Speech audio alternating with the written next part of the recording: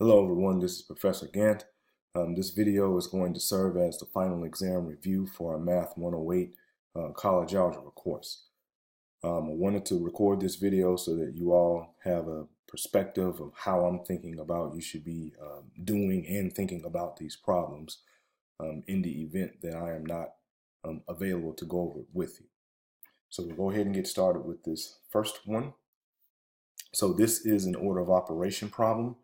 And the main thing that we want to make sure that we understand is that we need to follow this acronym PEMDAS, or depending upon where you grew up, BODMAS.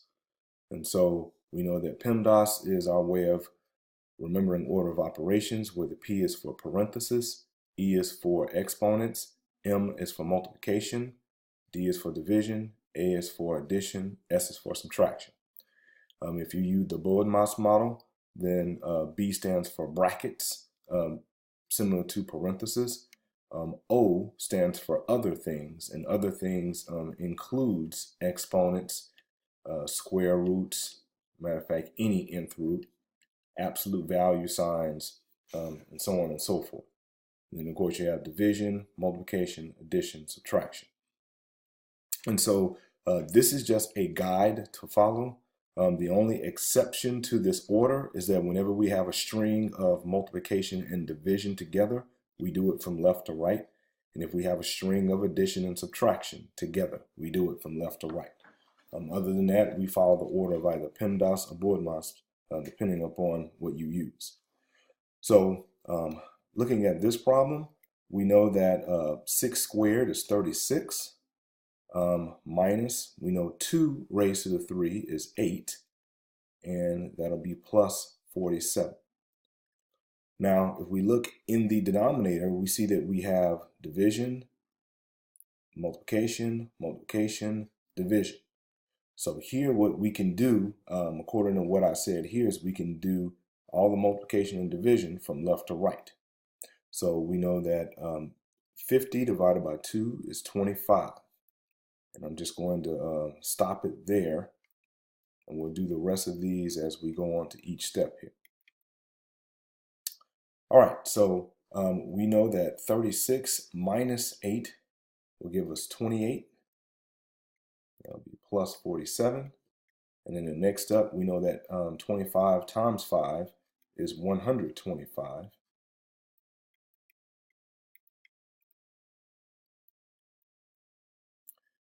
And so now we just need to add 28 and 47 together, and that will give us 5. We carry the 1, so that'll be 75, and 25 times 1 is 125, and that will be divided by 5. And of course, 125 divided by 5, that gives us 25 again, and then 75 divided by 25 is just 3. And so that's how we go about doing that particular problem. And if you noticed, I did it step by step. You can skip some steps, but just remember that I can't grade what I can't see. So the more you put down, the more that I'm able to actually evaluate and grade.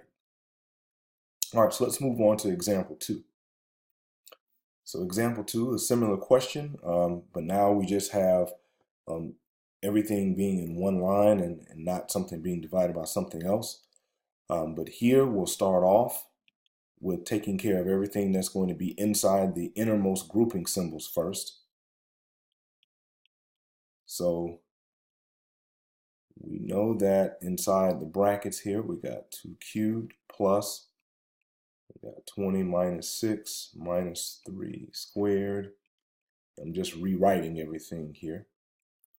And so within this, the innermost grouping symbol is here. So what we're going to do is work our way from the inside out.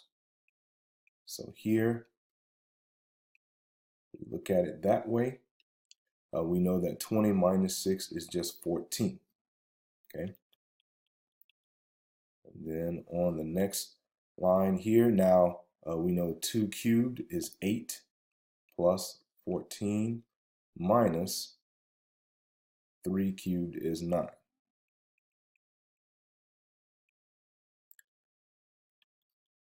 And so now from here, if we add 8 and 14, that's 22. And if we take 22 and subtract 9 from it, we get 13.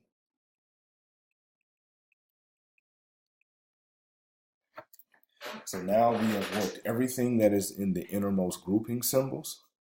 So now what we need to do is just let's see, we have division and we have multiplication. So we can do either one of these if we wanted to. All right, so what I'll do is I'll first work on the 117 divided by 13. So 117 divided by 13 ends up being 9 plus, and now we have 9 times 8, which gives us 72. And of course, that all adds up to give us 81. So that will be the result for the second problem. Let's move on to number 3. All right, so for number 3, we have a linear equation, and we want to solve this linear equation. We have 2 ways of approaching this. The very first way that I'm going to do is I'm going to use the least common denominator to multiply both sides of the equation by that so we can clear out the fractions. The second way that I'm going to do it is I'm going to form the common denominator, find the least common denominator, and then form equivalent fractions for all terms, and then realize that since my denominators are equal on both sides of the equation, then that means everything in the numerators must be equal. And so it doesn't matter which way you do it, just do the way that resonates best with you. So we see here out of 14 and 7, we know that 14 is the least common denominator. And we know that because if we broke down 7 and broke down 14, 7 is just prime, and 14 is just 7 times 2. And whenever we look for least common denominators, we know that we look at all the different types of primes, which is just 2 and 7. And here we circle a largest group of 2s, which is just this, and a largest group of 7s. And since both rows just have 1, we just circle that. And of course, everything that we circle, we multiply. And that's how we get 14. And I'm going through this because this works regardless of whether you're dealing with easy numbers like 14 and 7, or if you're dealing with harder numbers like 169, 117, and 96. It works the same way. All right, so here we know that since the least common denominator is 14, we're going to multiply both sides of our equation by 14. And please note the way that I'm writing this. I am not writing one big parenthesis here with just 14 on one side. I'm actually showing that I'm multiplying both sides of the equation by 14. And that is the proper way to do it. So if I come and distribute, I know that I have 14 times 3 divided by 14, and all that times x. I have 14 divided by 7, and here 14 divided by 7 times x. And so here I know that these 14s will reduce to 1, and I'll end up with 3x. 14 divided by 7 is going to give me 2. And I apologize for the 4s not looking real hot. I'll go ahead and make sure that that looks a little better.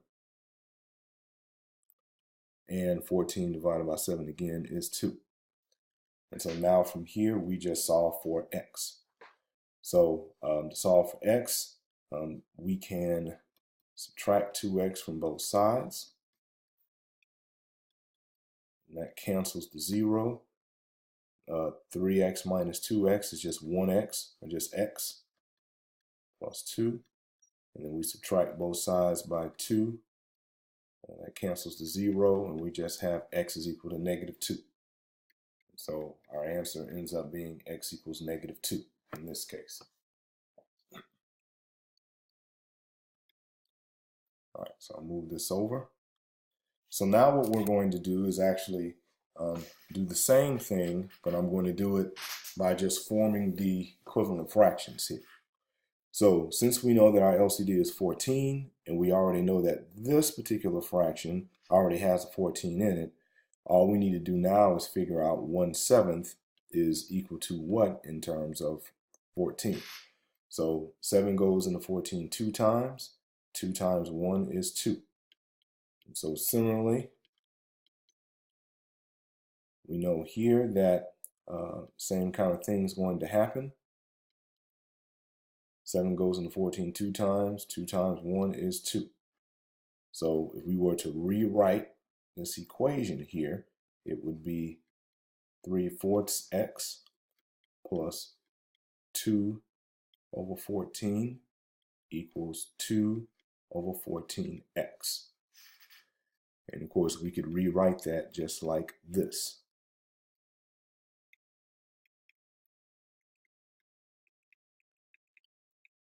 And so now we see that since the denominators are equal, then that implies that the numerators must be equal as well. And as you see, we end up right back where we were here. And of course, from there, again, just subtract 2x from both sides. That cancels to 0. 3x minus 2x is x. And then we subtract both sides by 2. And we get x equals -2 for an answer. So regardless of whether you want to do it method 1 or method 2, just pick whichever way works most comfortable for you and do it that way. All right, let's move on to the next problem.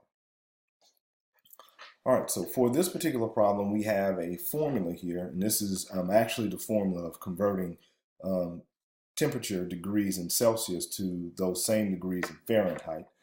So we have this formula, and what we want to do is solve for C, which is if we wanted to figure out what is going to be the formula to convert Fahrenheit to Celsius, what would that look like? So again, what we can do here, and I'll just go ahead and write it all out again, is since we have a fraction in this problem, we could just multiply both sides by the LCD. And since we only have one fraction, then whatever the denominator of that fraction is the LCD.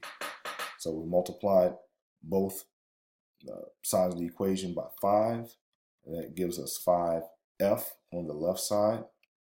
If we distribute, then that's going to be 9 times 5 times c all over 5 plus 32 times 5, which is 160. And so if you notice here, the 5 in numerator and denominator divide out to be 1. So what we have is just 5f is equal to 9c plus 160. And so then from there, remember, we're trying to solve for c, so we need to get this term by itself. So to do that, I will subtract 160 from both sides.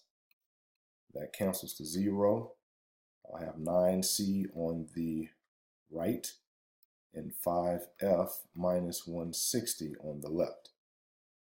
And then to conclude everything, we just divide both sides by 9.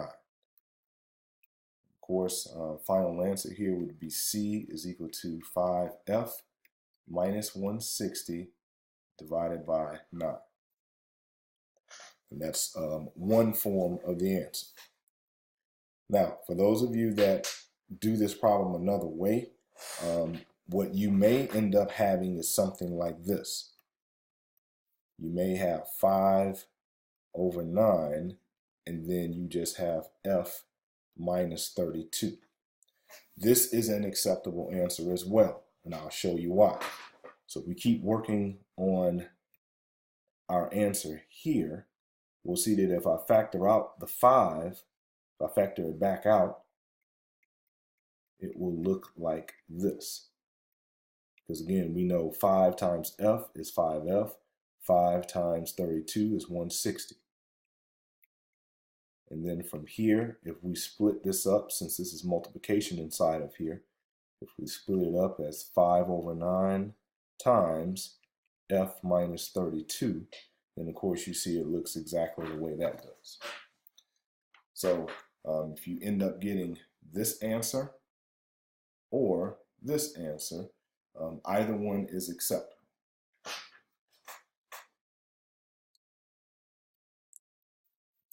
All right, so moving on to number 5, we see that this is a word problem, and this word problem is asking us to make sure that we define our variables, state equations, solve for the variable, and answer the question in a complete sentence here. So it says that Devon has purchased tickets to an air show for 4 adults and 2 children. Okay, and we know that the total cost was $68. The cost of the child's ticket was $5 less than the price of, or the cost of the adult's ticket. And then we want to find out what the price of an adult ticket is and the price of a child's ticket. So here, let's just let X be the cost of an adult ticket and let Y be the cost of child's ticket. And so in seeing that, what we see here is that the total cost was $68 for 4 adults, 2 children. So if we think about that, 4 adults times the cost of an adult ticket plus 2 children times the cost of a child's ticket ends up being $68. So that is our cost equation here, total cost equation. We're also told that the cost of a child's ticket, which is Y, was $5 less than the cost of an adult ticket. So whatever the adult ticket is, take away 5. And so now what we want to do is try to find the price of both the adult and child's ticket. So if you notice here, what this actually is a systems of linear equations problem, and it's set up for us to use substitution. And so here what we can do is just replace Y with X plus 5 here. So if we do that, we'll have 4X plus 2 times X minus 5 equals 68. And so from there we can solve for X, and then after we solve for X, we can come back here and figure out what Y would be.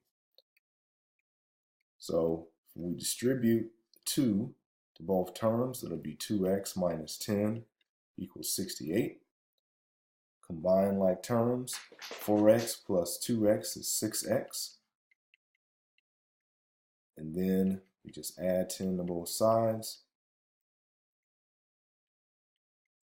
And the minus 10 plus 10 cancels to 0, so we just have 6X left on the left side, and 68 plus 10 is 78. And then finally, we just divide both sides by 6. Of course, it'll be 113. So we know that X, which is the price of the adult ticket, is going to be $13. So that means Y is going to be 13 minus 5, which would just be $8. So our answer here is that the adult ticket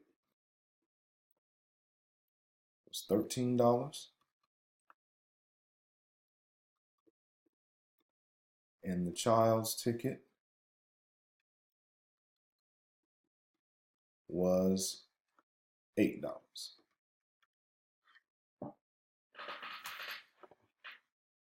All right, let's move on to our next problem. All right, so question number 6 gets into graphing linear equations. And so if you notice here, we have an equation in standard form. And just to review, the 3 different forms of an equation of a line are, number 1, the slope-intercept form, number 2, the point-slope form, and number 3, the standard form. If you remember, for the slope-intercept form, we call it that because this number or letter M represents the slope, and B represents the location to where the graph crosses the y-axis. The point slope form is called that because here again we have the slope, and this x sub 1 represents the x coordinate for a point that's identified on the line, and y sub 1 is the corresponding y coordinate for this x coordinate. The standard form is of the form ax plus by equals c, where a, b, and c are constant numbers. And we normally use this form here whenever we're doing systems of linear equations, like how we did on the previous problem. Or if we have a case here, we want to graph using intercepts. And what we mean by intercepts is x and y intercepts, where the x-intercept is the place on the graph where it crosses the x-axis, and the y-intercept is the place on the graph where it crosses the y-axis. And if you notice, this question asks us to graph linearly by finding and plotting its intercepts. So we specifically want to find the x-intercept and y-intercept for this particular equation and use that to graph the line. Okay? And so you're asked to give the intercepts also as an ordered pair. So make sure that you do that. All right, so if we're looking here, we know that for an x-intercept, all x-intercepts must look like this, where the y-coordinate is 0 and x is some value. So we know that to find the x-intercept, we're going to have to let y equal 0 in that case. Similarly, for a y-intercept, we know that x has to be 0, and we solve for y. So in that case, find the y-intercept, we let x be 0. So if we look at that, then of course, and I'll go ahead and erase all this business here.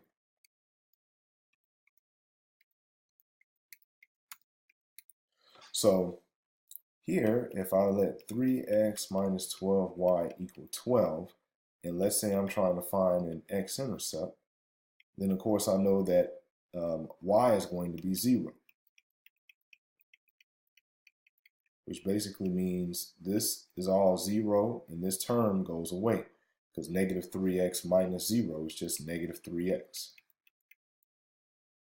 And if we divide by negative 3, we see that x is negative 4. So what that lets us know here is for our x-intercept, we have the point negative 4, 0. Similarly, for a y-intercept, we let x equal 0. So here we have negative 3x minus 12y equals 12. We now let x equal 0. Let me make that look a little nicer. Which means all of that goes to 0, and 0 minus 12y still gives you negative 12y. And we just divide both sides by negative 12, and we get y is equal to negative 1 once those 12s reduce to 1. And so this tells us that our y-intercept is at the point 0, 1. And so now to graph our line, all we do is just plot the points negative 4, 0 and 0, 1 and just draw a line through it. So for the x-intercept, negative 4, 0 means that we start from the origin and we move 4 places to the left, which will be here, and no places up or down. So we have a point right here. For the y-intercept, start from the center again and we move down 1 point. We don't go to the left or to the right any because x is 0. Remember, x is horizontal, y is vertical. And so now that we have these 2 points, all we have to do is just draw a line through these 2 points. And that is what your line should look like. All right, let's move on to the next problem. So next, what we're asked to do is find the equation of a line through having 2 points. And so note that in order to find an equation of a line, you either need 2 points, like how we see in this case, or we need the slope and just 1 point. And so the reason for the difference here is that, of course, if we have 2 points, we can actually find out what the slope is, because we know our slope is just going to be y2 minus y1 over x2 minus x1. And then once we find out the slope, we can use either one of these 2 points. Doesn't matter which one. We can use either one to be able to find out the equation of the line. So I'm going to label. Let's call this x1 y1 and this point x2 y2 for its coordinates. So when I go and plug this in, I know that y2 is 1 minus y1 is a negative 2. You notice how I put the parenthesis around the negative 2 so that I understand that minus and negative will be the same as addition. X2 is negative 6 minus, and then x1 is 7. And so now we know here that subtract a negative is the same as addition. And 2 plus 2 is 4. And negative 6 minus 7 is the same as negative 6 plus a negative 7.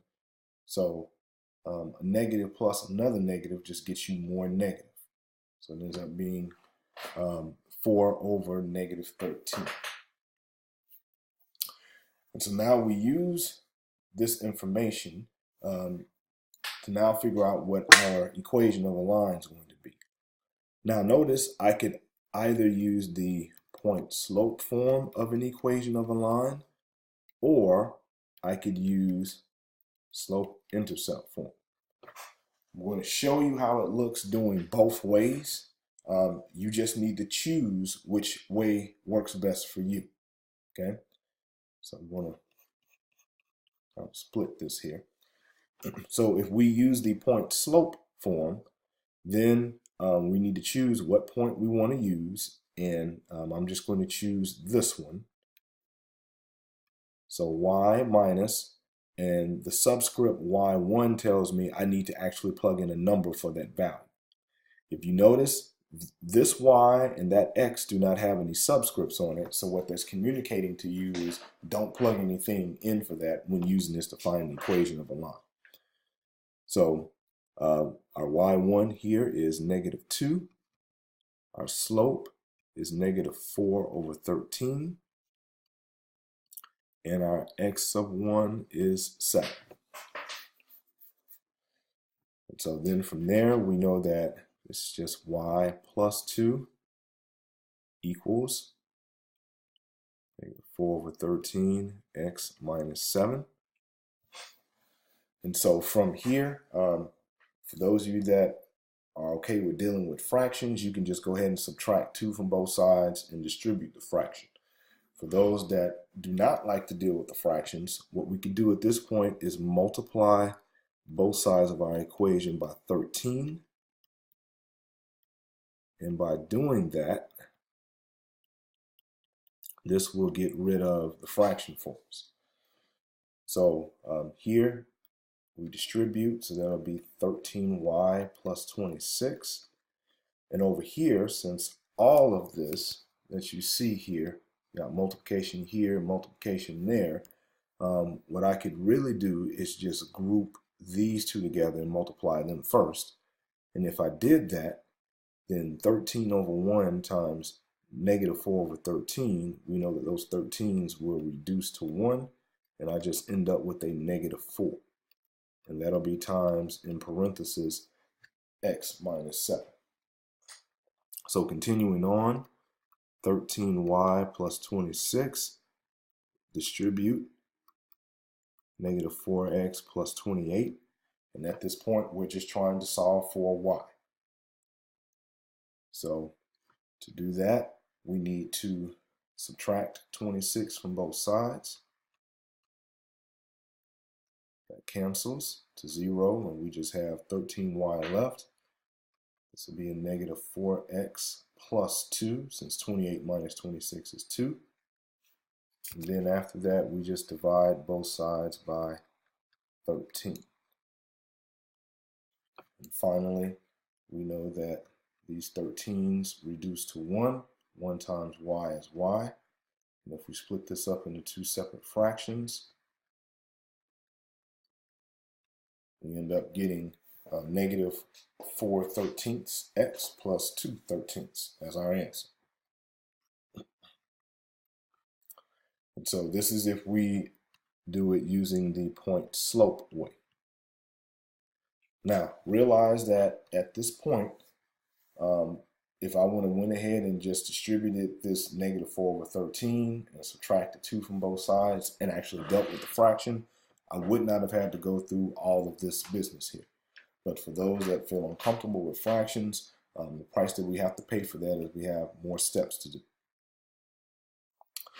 All right, so now let's do this if we were going to use the slope-intercept way. So the slope-intercept way, again, we're going to look at a point here, and just so that we can use the other point, I'm going to relabel this x, y here.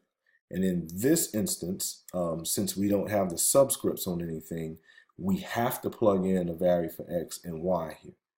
And so for y, it's just 2. For m, again, it's just negative 4/13. For x, would just be a negative 6. And then we have plus b. And so what we'll be doing here is figuring out what our y-intercept is going to be, and then just substituting that information back into here. All right, so we have 2 and negative 4/13 times 6, which is the same as negative 6/1, gives me a positive 24/13 plus b. And so again, if you don't like dealing with fractions, you can multiply both sides of the equation here by 13. And by doing that, we get 26 on the left side. We distribute here. We have 24 times 13/13 plus 13b. And of course, these 13s will reduce to 1. So you just have 26 equals 24 plus 13b. We subtract 24 from both sides. We just get 2 plus 13b, and then we divide both sides by 13. And this lets us know that b is equal to 2/13. And then using this information, along with the information that our slope is equal to 4/13, we know here that y equal to mx plus b is just going to be y is equal to negative 4/13x plus 2/13. And we see that we get the same thing as we did here. So again, I want to reiterate, you don't need to do both ways, okay? Some people like to do the point slope way. Other people like to do the slope intercept way. Choose which way makes most sense to you and do that. All right, let's move on to the next problem. All right, so for this particular word problem, we're assuming that the relationship that we're talking about here is linear. And in particular, we're talking about driving certain distances and speed. And the one thing we need to remember here is that we know that distance is equal to rate times time, okay?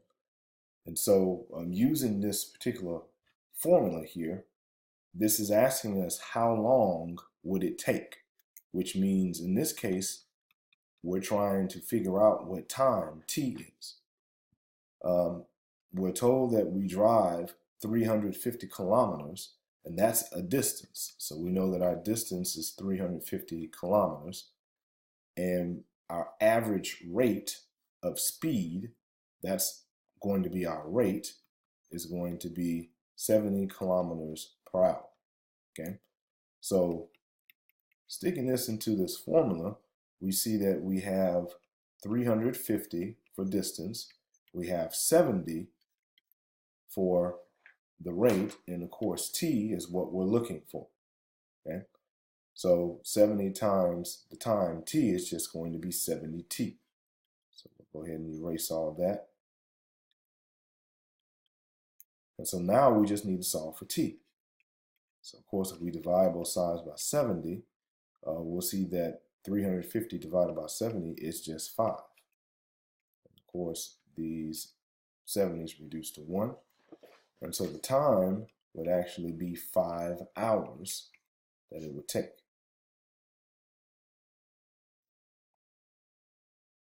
All right, so for our next example, we're asked to solve this compound inequality here. And please note that this is a compound inequality that's considered to be a conjunction. And conjunction means we have two different sets of values that we're trying to come together and overlap. We're trying to see what's in common in both of these sets here. Just as information here, not how to do this problem, but just as information, if we were to write this out as two separate inequalities, it would look like this. It would look like negative 2x minus 4 is greater than or equal to negative 18, and at the same time, negative 2x minus 4 would be less than 12. And so when we take both of these and we put it together, this is actually what it looks like in abbreviated form. So instead of writing the word and here, what we do is just write it in this form. And so that's why it looks that way. All right, so with that being said, let's go ahead and work this problem. Since we have everything in this abbreviated form like this, we could really just keep it like this and solve for x. So here we can add 4 to all sides of our inequality, which that's going to cancel, and negative 18 plus 4 is negative 14 minus 2x, and negative 12 plus 8, plus 4 is a negative 8. And so now to get x by itself, we know we need to divide both sides of our inequality by negative 2.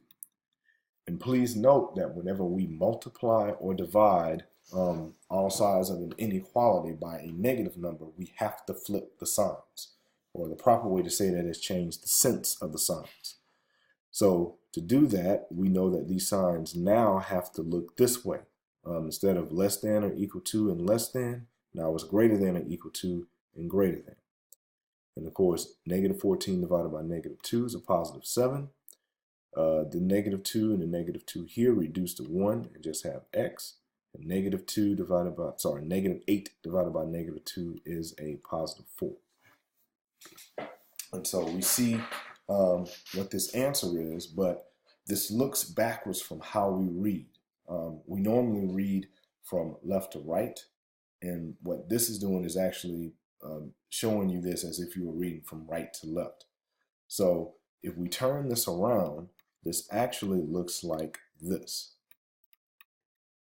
And what we're basically saying here is that x is in between 4 and 7. We are including 7 because of the less than or equal to sign, but excluding 4. And in interval notation, what this would look like is this: parenthesis, 4, comma, 7, bracket. And if we were to draw this on a number line, it would look something like this. And I'm not doing this to scale, but you could have parenthesis here, bracket there, and you fill in everything in between. Okay. Some of you, instead of using the parenthesis and the bracket, you may want to use the open circle and the closed circle, and that's fine. If you did that, then of course this would be, erase this, make this bigger here. This would be your open circle, and this will go all the way to here where 7, and then you would do closed circle. And if you were to put this in place of what we had here, this would be just fine. So if you had it like that, and just label this 4 and 7, that would work as well. All right, so for the next two problems, we're dealing with scientific notation, and we want to be able to both write numbers that are in standard form to scientific notation and vice versa. So in the first problem, we have a number that's in scientific notation, and we want to write it in standard form, meaning we want to write what the raw number is. So know that since this is negative exponent, we need to move to the left in order to get the exponent to be more positive, and thus write it in standard form. So we're going to take our number here. And by the way, we say something is in proper scientific notation if it's written in this form here, where we know that A is a value that is in between 1 and 10, and N ends up being an integer. So numbers like -2, -1, 0, 1, 2, 3, 4, 5. So as long as it's written that way and this number A is in between 1 and 10, we're good. Now, to be able to write this in standard notation, we said we had to move to the left, and this -7 says to get it in raw form, we got to move to the left 7 spaces. So we start here and go 1, 2, 3, 4, 5, 6, 7, parentheses. And ever since we passed this first one up to get in front of the 8, everywhere where we have a blank, we have to put zeros in its place. So the raw number for 8.0613 times 10 to the -7 is 0 point, and then we got 1, 2, 3, 4, 5, 6 zeros, and then 80613. So that would be the actual raw number for 8.0613 times 10 to the -7. Similarly, for 44 million, if we wanted to write that in scientific notation, we would have to move our decimal to the left. So you see I've done it 6, 7, and I stopped there. And the reason why I stopped in between the 4 and the 4, because 4.4 is a value that's in between 1 and 10. And since we move 7 spaces over to the left, that would be times 10 raised to the +7. So this would be our answer for the scientific notation for 44 million. Just trying to clean that up there.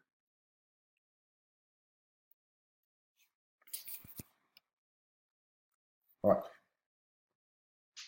So next, we'll talk about some systems of linear equation problems.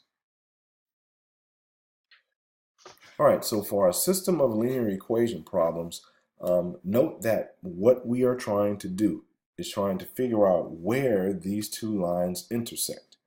And we're trying to say, hey, do they intersect at some single point, x, y? Do they not intersect at all? And in this case, it would be no solution because the two lines are parallel.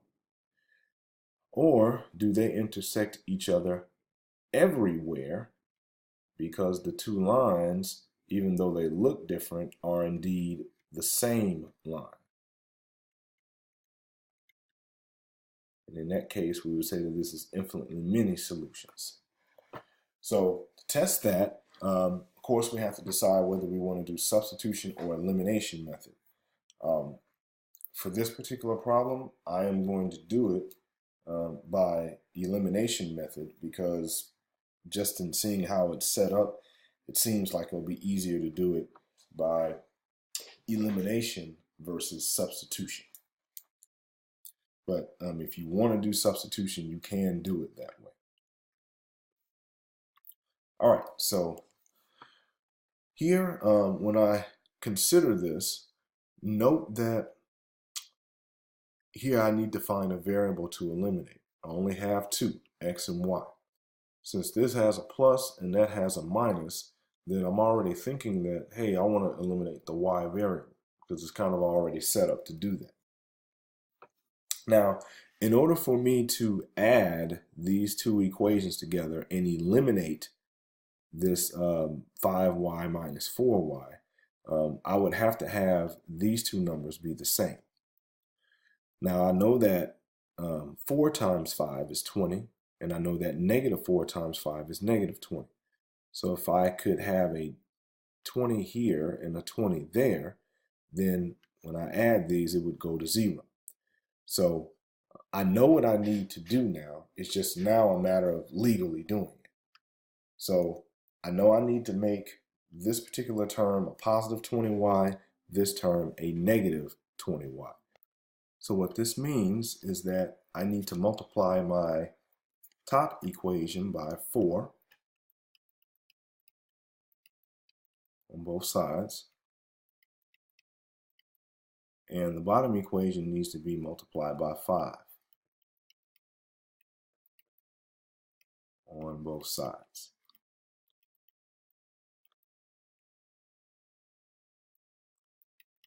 Of course, from here, if I go ahead and distribute 4 to both terms, and I'll have 8x plus 20y equals 56.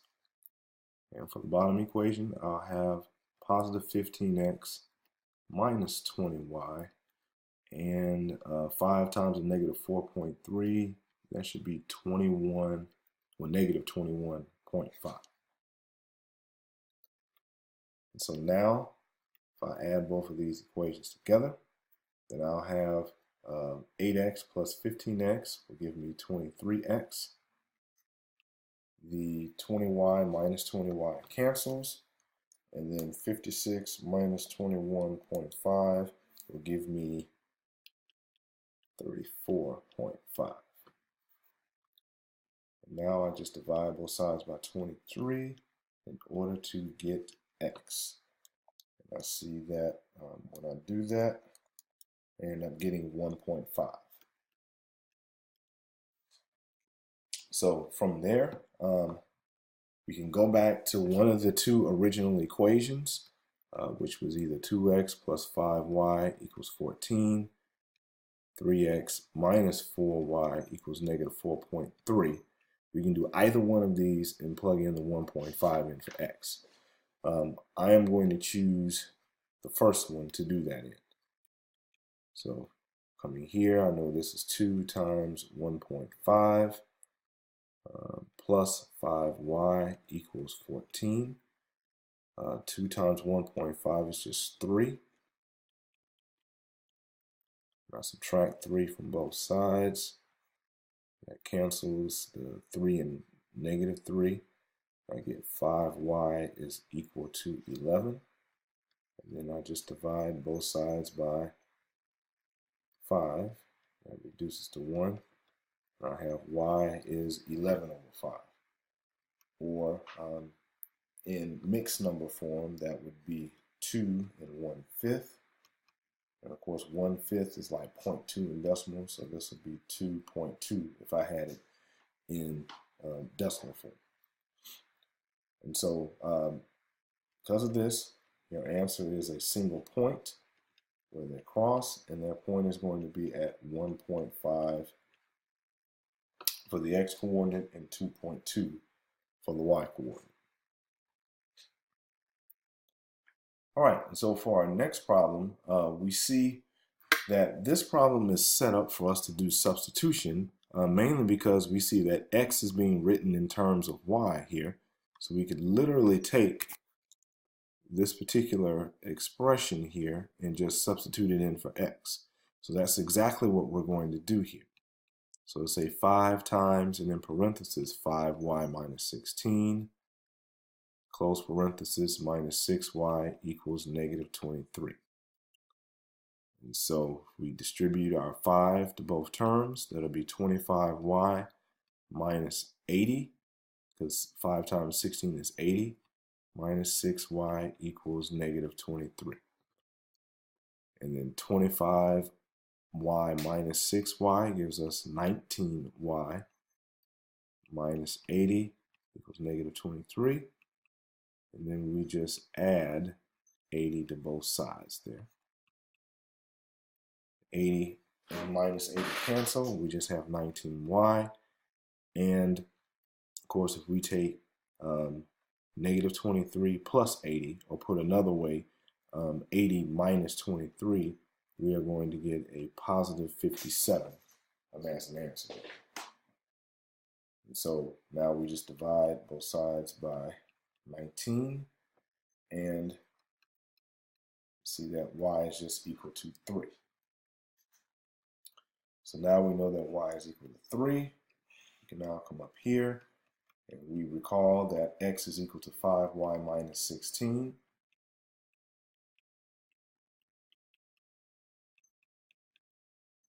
And of course, 5 times 3 is 15 minus 16. And then 15 take away 16 is just negative 1. So again, we have a single point for an answer. And that single point is going to be negative 1, 3. And that's where these two lines intersect one another at this point. All right, so for our next set of problems here, for 14 and 15 in particular, we're going to be dealing with taking expressions that have exponents in it and trying to simplify them to lowest terms. So for this one, we'll start off by realizing that what we see here and what we see here actually follows this exponential rule. And anything that's raised, an exponential expression raised to a power, we could just multiply the exponents together. So if we do that, that'll be x squared times x raised to the negative 2 times negative 5, which is positive 10. And same thing in the denominator, negative 2 times negative 3 is going to be a positive 6, or I have x raised to the positive 6. And so from here, next we see that in the numerator, we have two exponential expressions have the same base. We're using this rule of adding the exponents. So if we did that, this would be x raised to the 2 plus 10, which is 12. All that divided by x raised to the 6. And then finally, we see that we have this rule of two exponential expressions with the same base being divided one by the other. We can subtract the exponents. So here we have x raised to the 12 minus 6, which just ends up being x raised to the 6. That will be the final answer for that.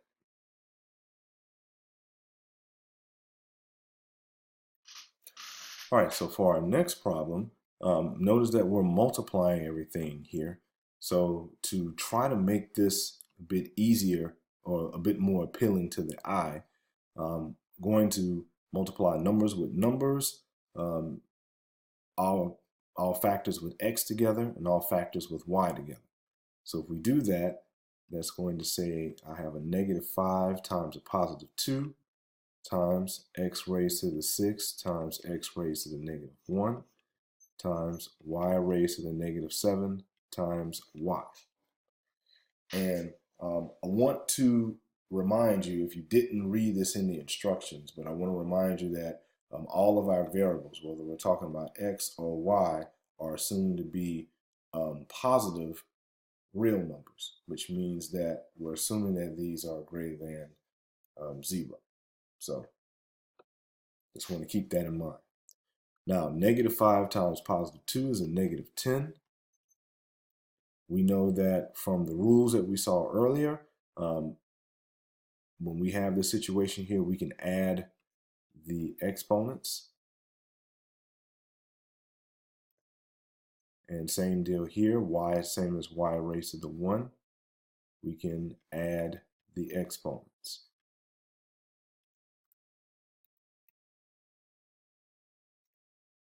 And so we have x raised to the 6 plus negative 1. So that's like 6 minus 1, which is just x to the 5th. And y raised to the negative 7 plus 1 is same as y raised to the negative 7 6. And then, of course, we were also asked in the instructions to express all of our answers as positive exponents. So I'll go back to the previous problem here. It says, write your result as positive exponents only. And that's for 14 and 15. So that's why we're looking at this problem this way. So here we know that because of that, we just have negative 10x raised to the 5. And of course, the y raised to the negative 6 would be 1 over y raised to the positive 6. And this is like that over 1. So our final answer here, once we multiply those two fractions together, is just negative 10x raised to the 5th divided by y raised to the 6th. All right, so for our next example, we see here that we need to take a binomial and multiply it by a trinomial. And so one of the things I want to make sure that we are aware of is that we have these three different methods here. And of course, one is called the FOIL method, another one's called the vertical stack method, and another one's called the box method. And so the FOIL method is only used whenever we multiply a binomial by a binomial. So let's say if we had x plus 3 times 2x minus 5, then the FOIL method is for that. If you remember, the FOIL method stands for first, outside, inside, and then last.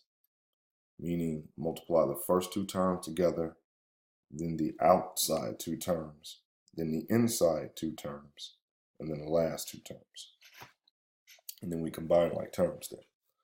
For the vertical stack method, the way that we would do that, and that would work for this particular problem, is to do it a lot like if we were going to multiply 213 times 14. We could rewrite this problem the same way. So here I could say x squared minus 2x plus 1 and put under it 9x minus 1 and then just multiply it the same way I would 213 times 14. Final way we could do this is the box method. And doing the box method, we would just create a box based upon the number of terms we have in each factor. So we have 2 terms here, and we have 3 terms in the next one. So we could either make a 2 by 3 box or a 3 by 2 box. Really doesn't matter. If I do a 2 by 3 box, then it'll look something like this.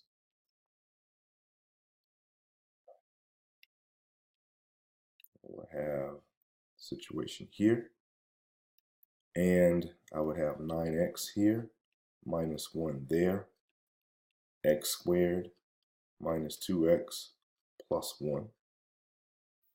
If I did a 3 by 2 box, it would just be a longer box. So it looks like this. 2 goes down this way. And so now I'll have the 9x minus 1, x squared minus 2x plus 1. And so that will be the setup for these.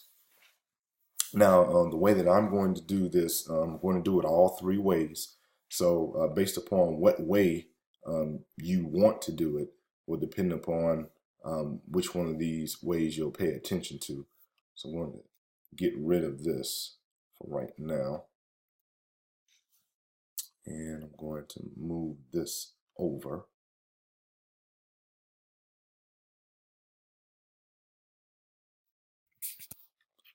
And we'll get rid of this portion here and all this. All right, so the first way that I'm going to do this is just by what we call convolution, which is an extension of the FOIL method, but it's not necessarily the FOIL method. And all I'm going to do is just distribute. So writing it this way, I'll start off and I'll just rewrite everything again.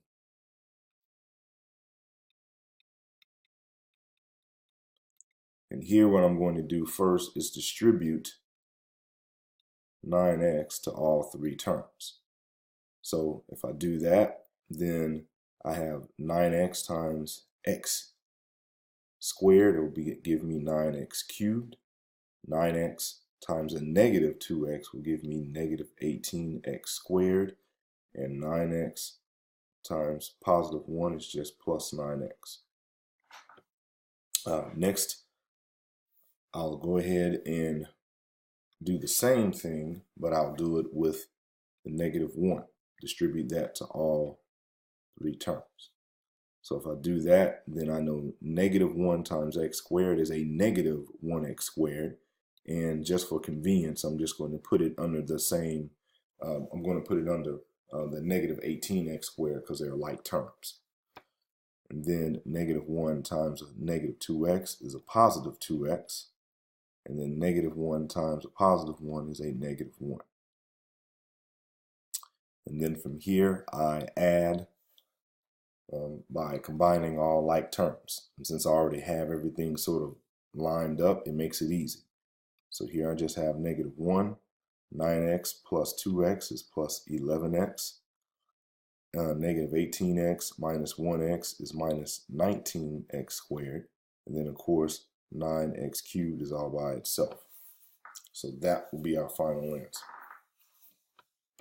For those of you that like to do the vertical stack method, it's very similar to what we did here. It's just the presentation is different. So here we say -1 times +1 is a -1. -1 times a -2x is a positive 2x. And -1 times x squared is a -x squared. And then we repeat process with 9x. So 9x times 1 is a positive 9x. 9x times -2 is a -18x squared.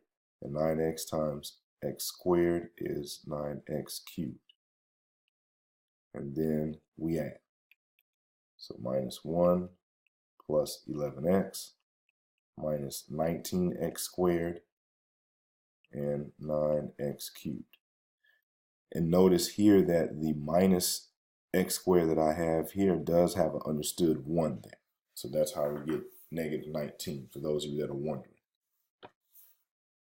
All right, so if you do the box method, basically what we're doing is we're trying to get the intersection in between a row and a column and multiply what's ever there. So here, if I have 9x times x squared, I get 9x cubed.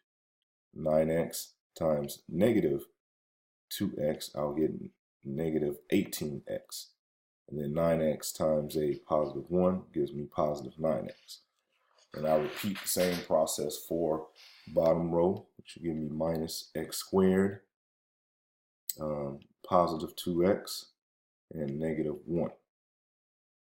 And so now when we work out the box method this way, what we're doing is we're combining like terms because everything is in the diagonals. So you can see here like terms, like terms. So when we multiply all that out, from here we'll get 9x cubed here. And then these two boxes here are like terms, so that gives us the -19x squared. These two boxes are the like terms, so that gives us plus 11x and -1.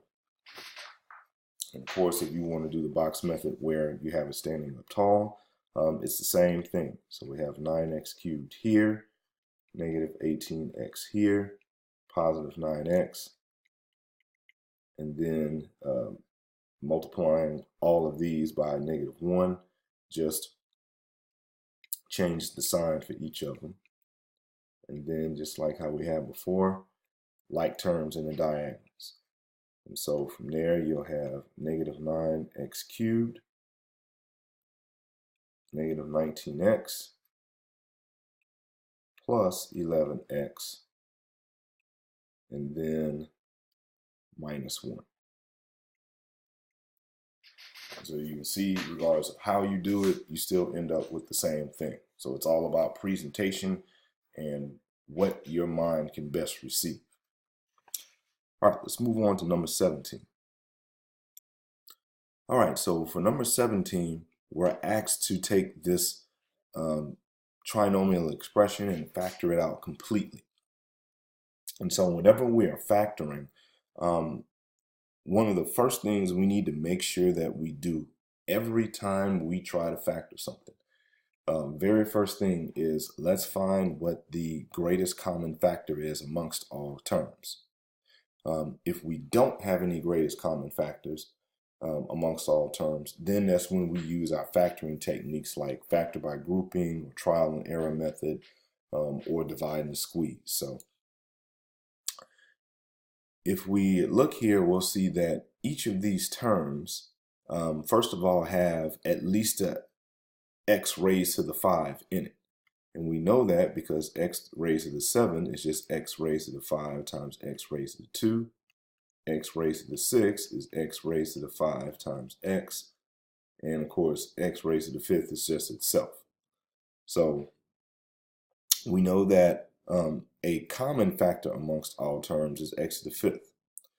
We also realize that 2, -28, and 90 are all even, so that means 2 is a common factor as well. So if we look at that, we see that 2 times x raised to the 5 is the greatest common factor amongst all three terms. And so now what we have to do is figure out what's left on the inside. So we know 2x to the 5th times x squared will give me 2x to the 7th. And then minus, and then 2 times 14 is 28. And then x to the 5th times x will give me x to the 6th. And then from there, we know that 2 times 45 is 90. And then we've already pulled out the x to the 5th. So we have an understood times 1 that's here. And of course, anything times 1 is just itself. So that's why we don't necessarily write that. And so we'll go ahead and close this off. So now we factored out the greatest common factor. The next thing that we need to do is figure out how to factor this out. And so if we're using factor by grouping, or if we're using trial and error method, this one's going to look pretty similar. We know that this is going to have to factor out two things, and well, let's say two factors rather. And since we have minus here and plus here, we know that both of these have to be minus. And if you remember, whenever we have trinomial that looks like this and we have plus plus, we know that when we factor, it's got to be plus plus. Whenever we have plus minus in this order, or minus minus in this order, then of course we know one has to be plus, one has to be minus. And then in the case that we have, we know that if we have minus and then plus, then both of these are minus. So that's things that we have to make sure that we remember. The other thing here is that in this case, if you're doing factor by grouping, you will take the first term and the last term and multiply it together, and you will get 45x squared. If you were doing just trial and error, you would think, all right, what two numbers multiply to be 45, but when you add them, they end up being -14. And so essentially, whether you're doing factor by grouping or trial and error, you end up doing the same thing here. So let me go ahead and get rid of that.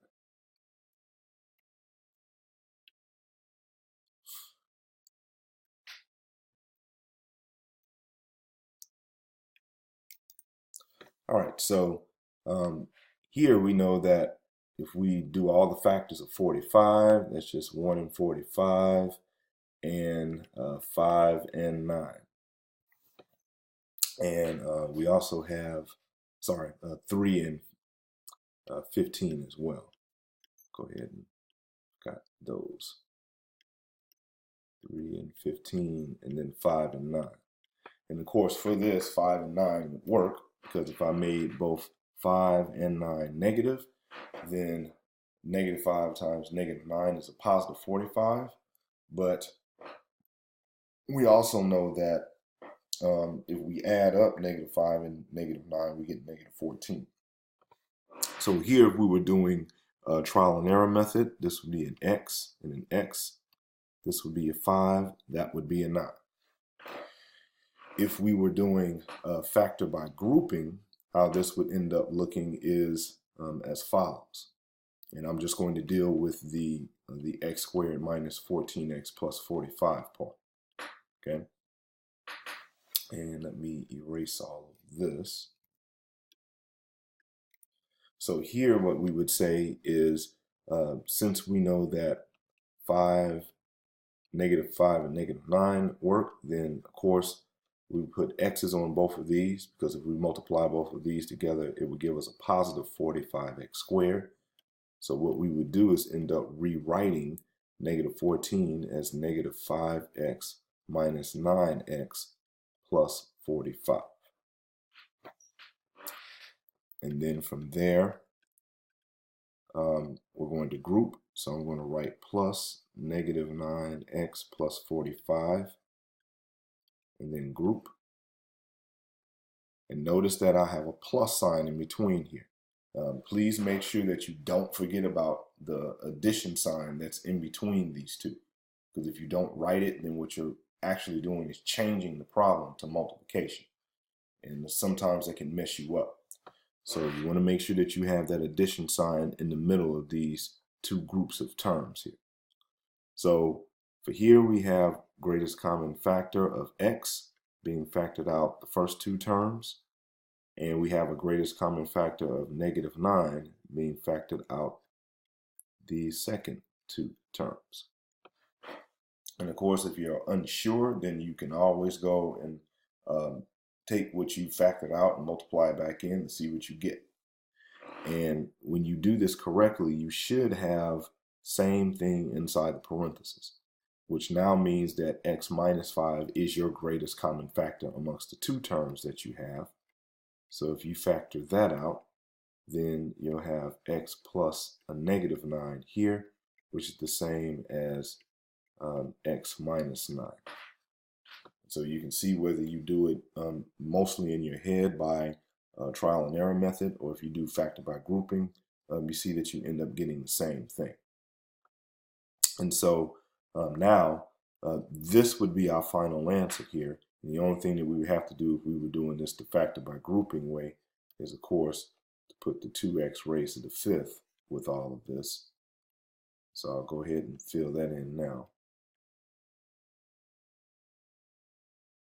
And that will kind of look like this. So we would have to kind of do it like that to make everything work.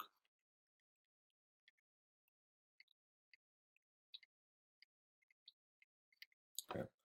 So regardless of whether you do it by trial and error or factor by grouping, you end up having the same thing. All right, so let's scroll on to number 18 here. And so now for number 18, we're dealing with radical expressions now. And so it says, assume here that all of our variables represent positive real numbers. So why that is important is because, and I'll just take this first term here to make my point. We know that square root of 2x squared per our radical rules could be rewritten as square root of 2 times square root of x squared.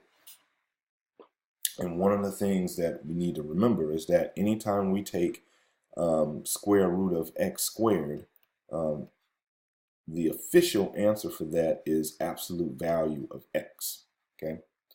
But whenever we're considering our variables to be positive real numbers, we know that absolute value of x is equal to x when x is greater than or equal to 0. And so in the instance of we want our variables to be positive real numbers, we're considering this case. So there's no need to put the absolute value of x part there, since all of our variables are going to be positive real numbers. So we could just simply answer this as square root of 2 times x. And so that's what this problem is saying. Now, if this problem said, assume that all variables represent any real number, then I would have to have the absolute value of x part there, okay? Because we have to take into account for the cases when a variable could be negative. All right, so with that being said, we'll go ahead and now do this problem. So let me go ahead and erase all of this, and then we'll get going.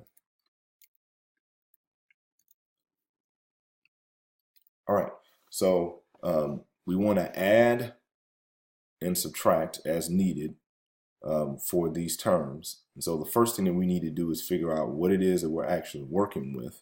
So for the first term, we know that we'll split that up to square root of 2 times square root of x squared plus 7 times square root of 50 can be written as square root of 2 times square root of 25 times square root of x squared. And then the last term, negative 3 times square root of 2 times square root of 25. Let's try that again.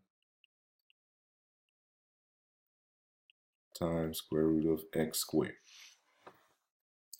And so we can see here that all three of these terms are like terms. So because they all have at least a square root of 2x squared in it. So what I'm going to do is I'm going to basically simplify everything for each term and then combine. So we have square root of 2. We know that our square root of x squared, even though it is absolute value of x, we'll just simplify that to x now. Square root of 25 is just 5. Square root of x squared, again, is just absolute value of x. But because we know that we're considering all positive numbers for x, we'll just simplify it to x. 3 times square root of 2. Square root of 25 is 5. And once again, square root of x squared is absolute value of x. But since we're considering variables to be all positive real numbers, it's just x. We got square root of 2x plus 7 times 5 is 35 times root 2x minus 3 times 5 is 15 root 2 times x. And so here we have a square root of 2, which is like 1 times square root of 2 to be clear. Then we have 35 times square root of 2, and then 15 square root of 2 being subtracted.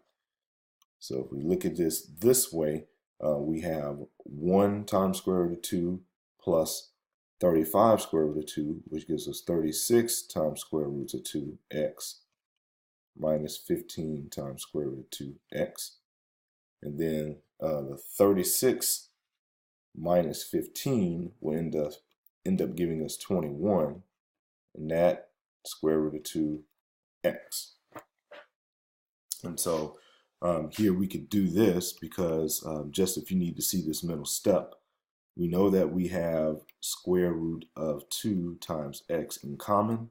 So all we have left is the 36 minus 15. And so, of course, this portion here is just 21. And of course, we got 21 times square root of 2 times x. And that's how we end up with that. All right, so let's move on to number 19. All right, so for number 19, what we're asked to do is to solve this rational equation. And so in solving the rational equation, there's a few things that we want to take note of before we begin. First, we know that our denominators, x plus 7, can't equal 0, x plus 3 can't equal 0, and x squared plus 10x plus 21 can't equal 0.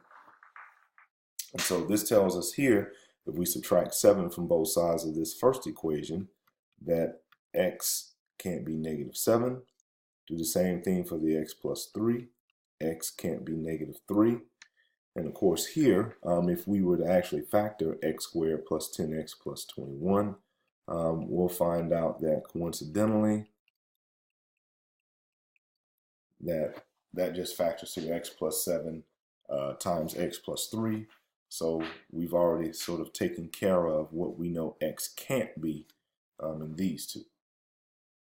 So the point here is to make sure that whenever we solve these equations, that we know what answers we cannot have first. Okay, so we know we can't have -7 or -3 to be an answer. If this process that we do gives us an answer of -7 and or -3, then we have to throw those answers out. And what they are called is extraneous solutions.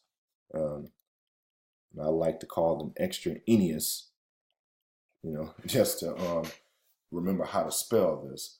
But all that is saying is that, hey, we have a solution that the process gives us that we can't use. And in these problems, what we're really trying to do is figure out for the graph of this function and the graph of this function where they intersect.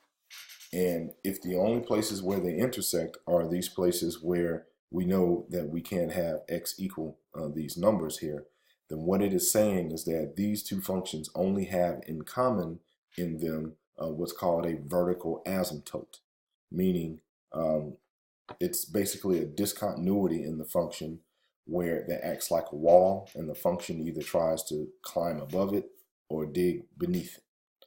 And so we're not going to go into detail on what that looks like graphically because it's kind of out of the scope of what we're doing. But I wanted to make sure that you understood what is going on whenever we sort of figure out what answers we can't have and why that's important in the process. All right, so that's the first thing. So if we want to simplify all this, and I'll erase some of this stuff here, we know that to start off, we know that we can't have x equals -7 or x equals -3 as an answer. The other thing that we need to know is what our LCD is.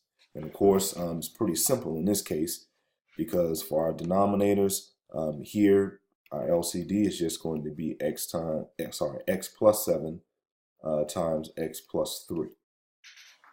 And so one way that we can actually approach solving this equation here is just to form equivalent fractions for all of our fractions that do not have a denominator of x squared plus 10x plus 21, which is the multiplied out version of x plus 7 times x plus 3. So in rewriting this, we know that this first fraction here is missing the x plus 3 factor. So we multiply numerator and denominator by x plus 3.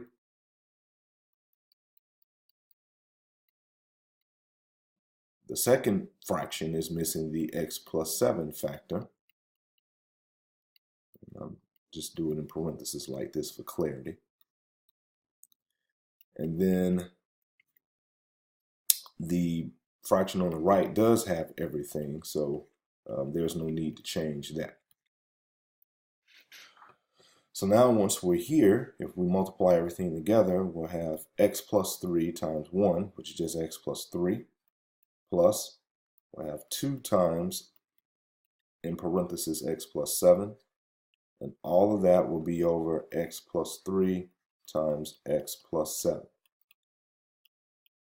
And then the right side, we'll just rewrite that.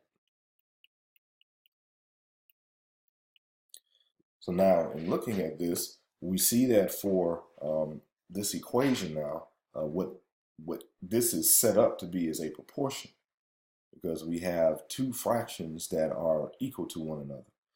And we see that if the denominators are the same, then we can make the assumption that the numerators are the same as well. And so that's what we'll do. So in doing that, we'll go ahead and solve this equation for x. We first need to distribute 2 to both terms here. And remember that we always do multiplication before we do addition. So that's why we're distributing the 2 first. So that'll give us 2x plus 14 equals -4. We combine like terms, x and 2x gives us 3x. And 3 plus 14 gives us 17. And then from here, come here and finish. We subtract 17 from both sides. That cancels to 0. And then negative 4 minus 17 is a negative 21. We divide both sides by 3. And we get x is equal to negative 7.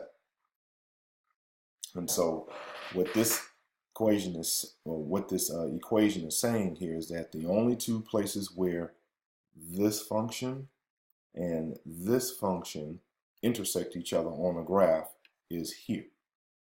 But if you notice, that's one of the exact numbers that we can't have. So this solution we can't use. And since we don't come up with another solution to this, then the actual answer to this is no solution. And of course, you can just put the null set as a 0 with a number through it, or you can just write the words no solution. Either way is acceptable.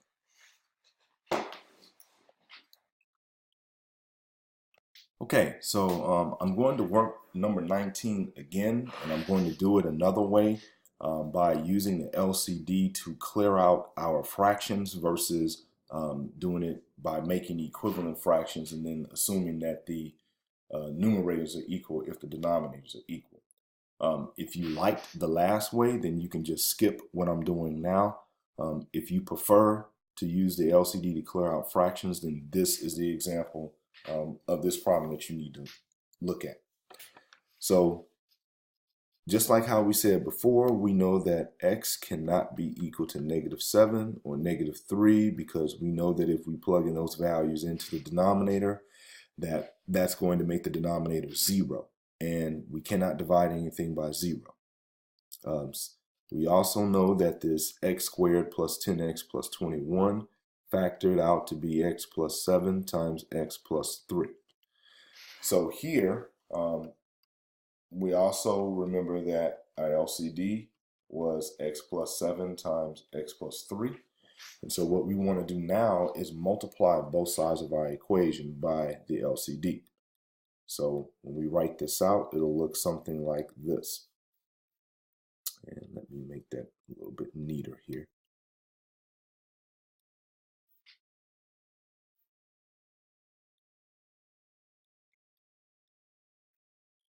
So let's say 1 over x plus 7 plus 2 times x plus 3. And then on this side, we'll also multiply by x plus 7 times x plus 3.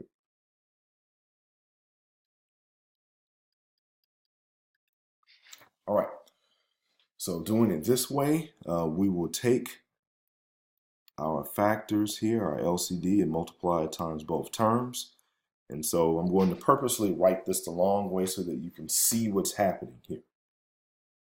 So we have x plus 7 times x plus 3. Did the same thing again there. Just start over. X plus 7 times x plus 3 all over x plus 7. And then for the next term, 2 times x plus 7 times x plus 3 all over x plus 3. And then we have negative 4 times x plus 7 times x plus 3 all over x plus 7 times x plus 3. All right, so in this scenario, you can see for each term, we have at least one factor that's common in numerator and denominator. So for our first term, we have the x plus 7s in common. So these x plus 7s will reduce to 1. And this leaves us with just x plus 3 in the first term. Plus, we see that we have x plus 3 in common, so we reduce that to 1. And now we just have 2 times x plus 7 here, and if we multiply that out, that's just 2x plus 14.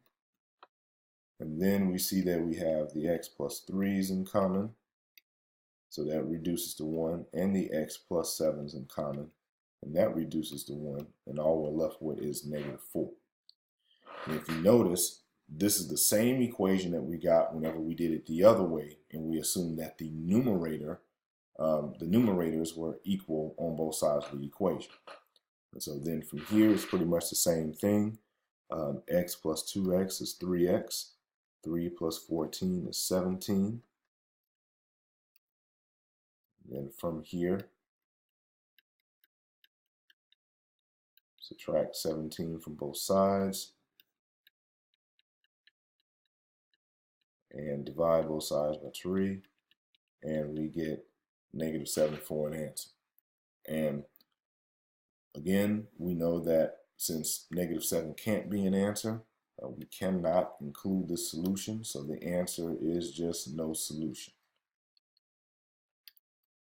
So again, depending upon your preferred way of doing that, you can either do it the first way I did it or this way. All right, let's move on to number 20.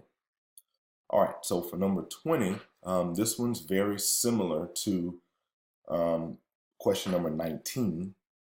We still need to find what the LCD is. We need to find out what values of x we can't have as an answer, and then we need to choose what method we want to use to solve this. For number 20, I'm just going to stick to doing it the first way, as I think that may be easier for most people. So just going to go with that way. All right, so first thing that we know is that for my denominator, I know that I can factor out common factor of 2. Here, I can factor out a common factor of 4. And this one I need nothing to do with here. So if I'm looking at what I have x divided by 2 times x plus 1 equals negative 2x 4 times x plus 1, and then plus 2x minus 3 over x plus 1. And we can see here that once we have all this factored out, it is the x plus 1 that cannot be allowed to equal 0, which means x can't be equal to negative 1. We also see here that if we wanted to form common denominators, that our LCD here should be 4 times x plus 1. Okay? And so by doing that, we see that the term that's on the left side of the equation, we know that 2 times 2 is 4. So this particular term is missing the 2's. Okay? And so we'll rewrite this and basically put everything in place that we need to make these equivalent fractions here. All right, so I have x over 2x, 2 times x plus 1. I know that I needed to multiply both sides by, both numerator and denominator by 2.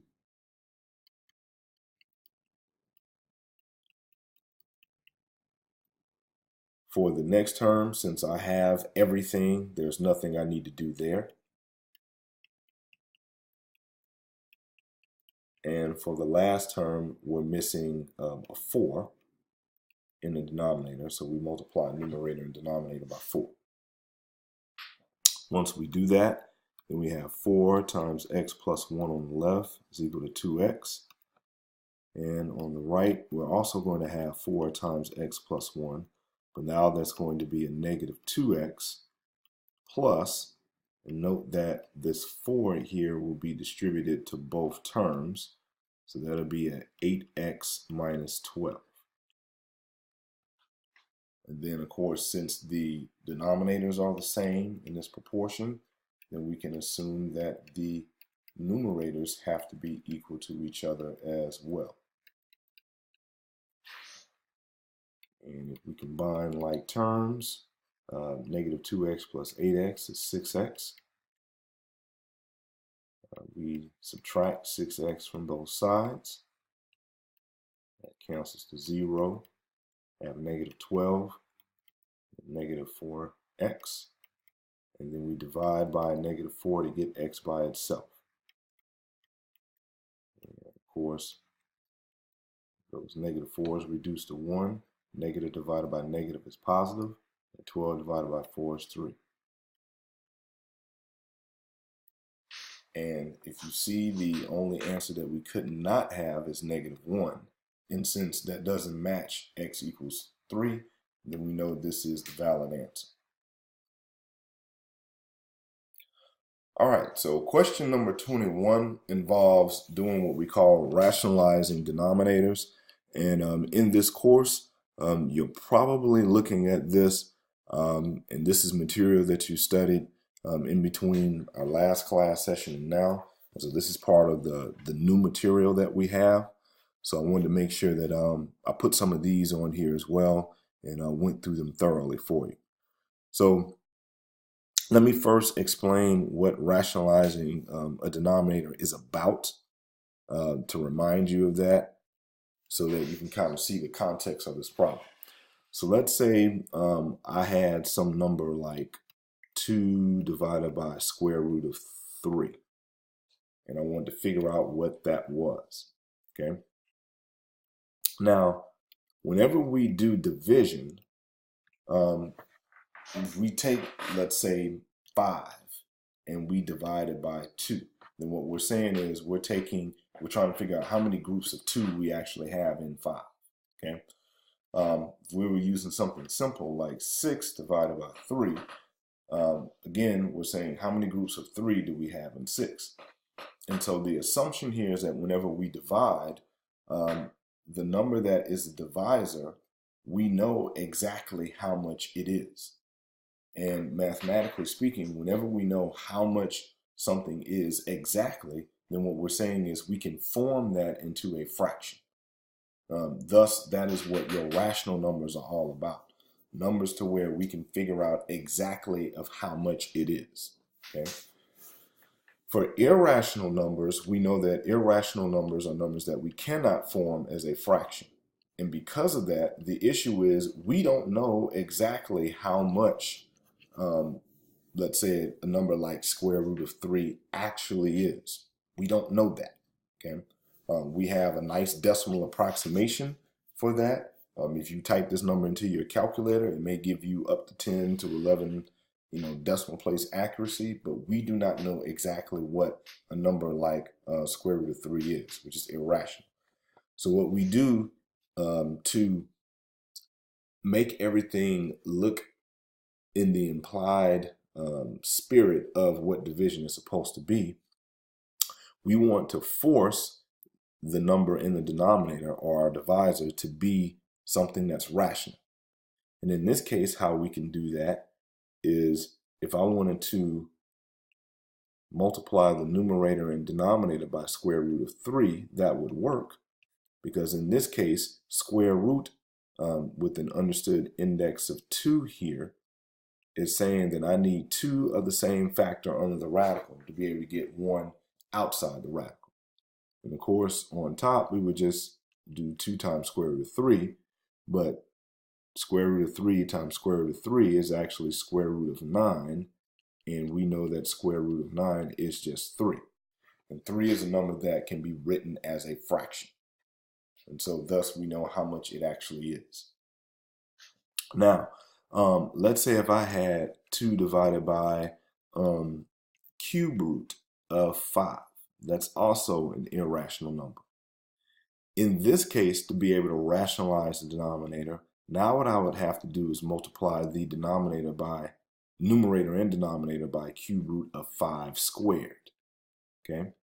And again, the reason why I'm saying cube root of 5 squared is because if I took cube root of 5 times cube root of 5 squared, then what I have is cube root of 5 times 5 times 5, 3 of them.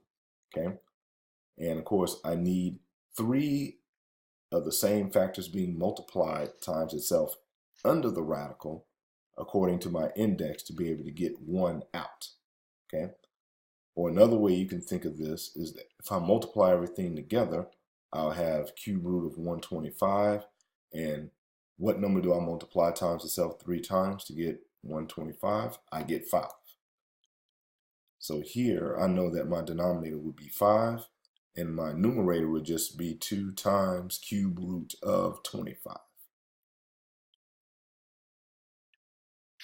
So this is the spirit in which we do this particular problem here.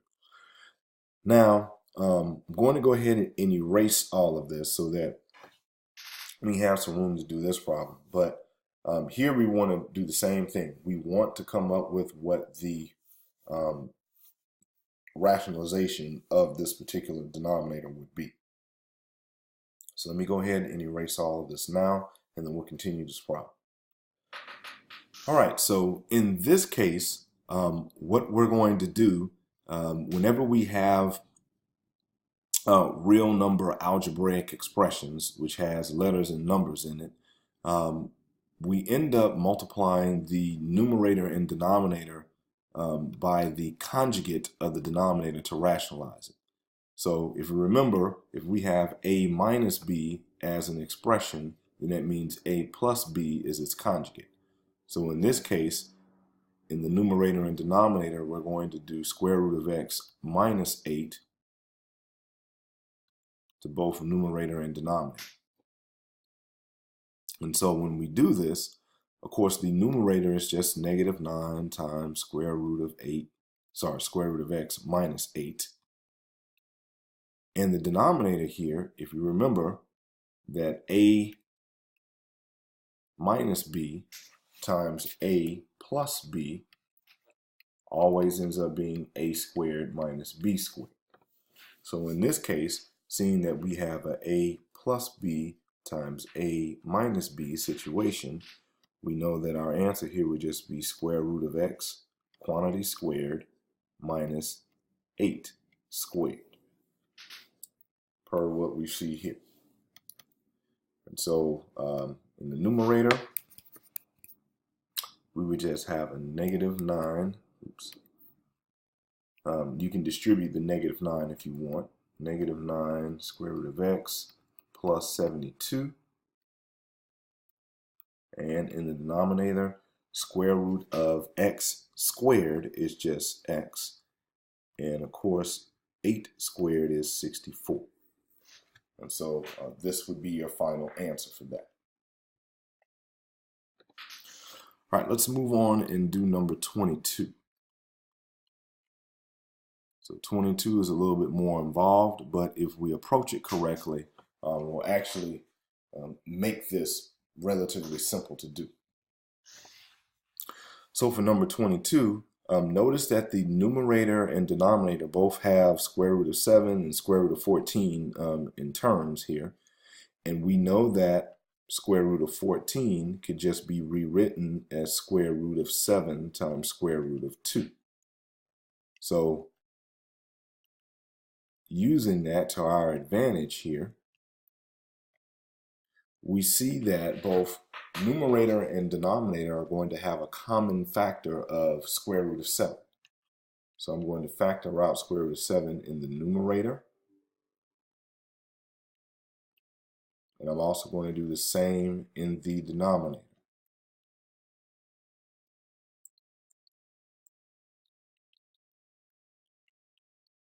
And so now we see that square root of 7 reduces to 1 in both numerator and denominator. And what we're left with is 2 plus root 2 over 6 plus root 2. And so now we know that 6 plus square root of 2 is an irrational number because square root of 2 is an irrational number. And how we deal with that, if we want to rationalize our denominator here, is that we're going to multiply both numerator and denominator by what? That's right, it's conjugate. And it will be 6 minus square root of 2, 6 minus square root of 2. All right, and so we know that in the denominator, this will be real simple because, again, this is an a plus b times a minus b situation, which gives us a squared minus b squared as our result. So here we'll have 6 squared minus square root of 2 squared as our final result for that. I'll go ahead and get rid of this now. And in the numerator, we're actually going to FOIL these two terms together. So 2 times 6 is 12. 2 times negative root 2 is just negative 2 root 2. Square root of 2 times 6 is plus 6 times root 2. And then square root of 2 times a negative square root of 2 is just negative square root of 2 squared, which, if you remember that, just simplifies to 2. So we have 12 combined like terms here. Negative 2 root 2 plus 6 root 2 is positive 4 root 2. And then minus root 2 squared is just 2. In the denominator, 6 squared is 36. And root 2 squared is just 2. Then we close out. So we know that 12 minus 2 is just 10. We just write our minus 4 root 2. And then 36 minus 2 is 34. And then from here, we see that both numerator and denominator are going to have a common factor. In particular, our numerator here, we see that we have a common factor of 2. So 2 times 5 is 10. 2 times 2 is 4. All that divided by 34. And of course, 2 and 34 have a common factor of 2. So 2 goes into 2 once, and 2 goes into 34 17 times. So our final answer here will end up being 5 minus 2 times square root of 2, all that over 17. And if you notice how we started off this problem is realizing that we had a common factor in numerator and denominator, and that got us to this point. And then from here, we just multiplied the numerator and denominator by the conjugate of the denominator. And then from there, it's just a bunch of multiplying, adding terms, and simplifying.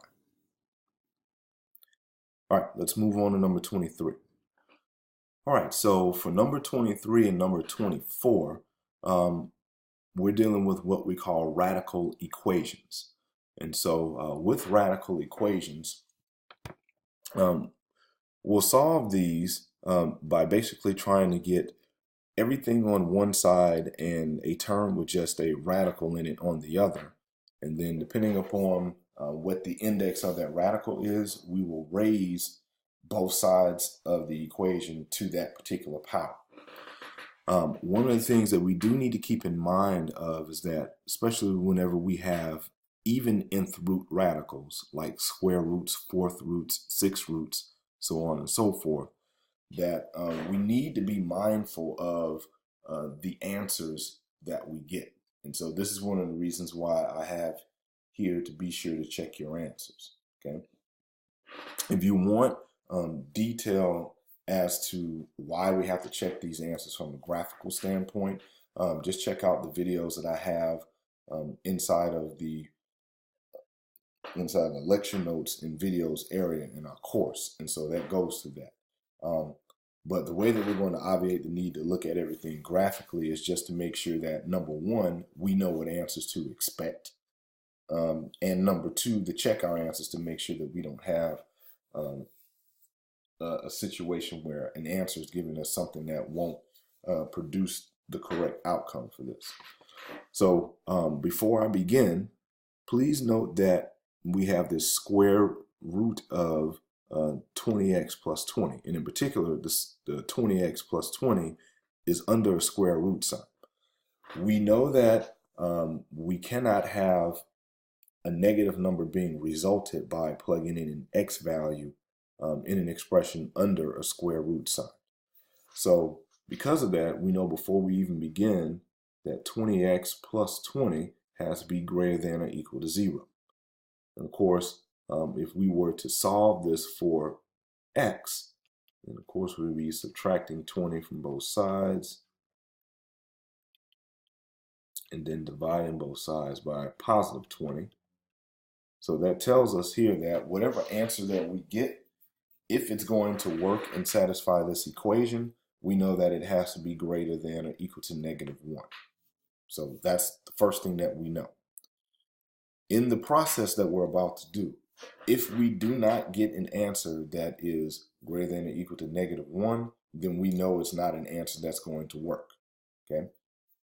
Now, the next thing that we're going to do here is actually start the problem, and our goal here, again, is to get basically this term by itself on one side, everything else on the other, and then since this index here is understood 2, we're going to square both sides to get rid of the radical. So that is the plan here. So in order to do that, the first thing I have to do is subtract x from both sides.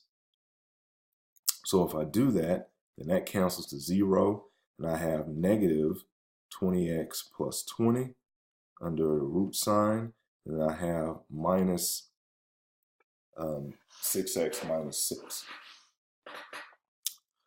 The next thing I notice here is that if I were to multiply both sides of my equation by a -1, I would get rid of all these negative signs that I have here. And I'll just have square root of 20x plus 20 equals, and distribute here, 6 plus x.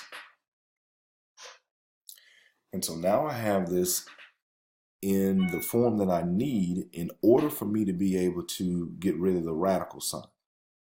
And so since, again, I have an understood index of 2 here, then what I need to do is square both sides to get rid of the radical. So on the left side, square root of whatever it is squared is just what's under the radical. So that's the easy part. The price we have to pay for that is over here. So for here, we know that x plus 6 squared is just x plus 6 times x plus 6.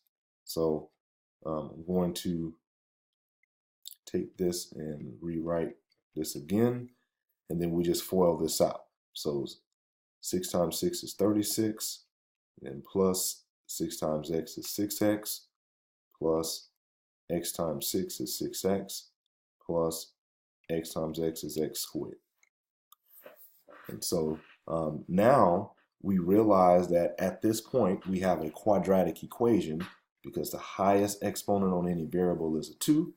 So our goal here is to get everything on one side, have the other side equal 0, and then use possibly our factoring techniques or quadratic equation or whatever to be able to solve that quadratic equation at this point.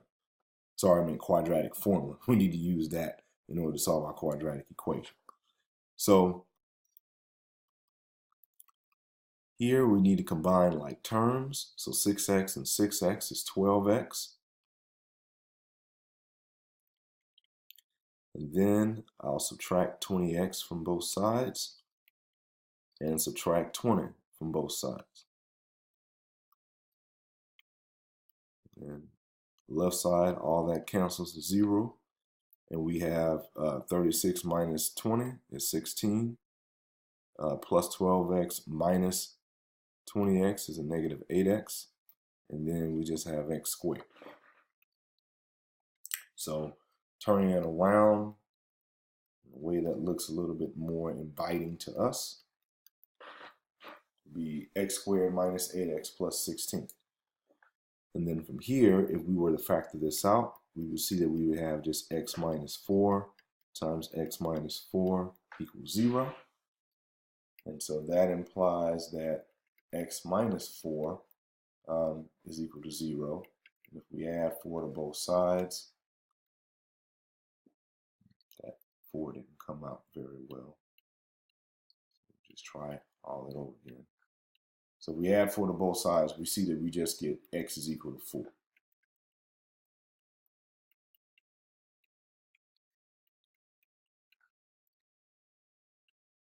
And so if you notice, the answer that we have here actually fits inside of what the requirements were.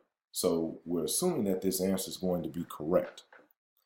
Now, to make sure that it's correct, we're going to check it.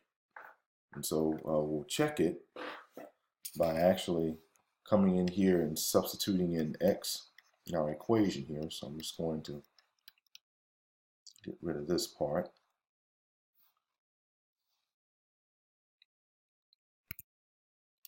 And what we'll do here is just come up here and do it. So we'll have 4 minus square root of 20 times 4 plus 20. And we'll see if that ends up equaling -6. So here we have 4. Try to write that again. So we have 4 minus, we know that 20 times 4 is 80. And 80 plus 20 is 100. So everything that we get under here is 100. And we know that square root of 100 is 10.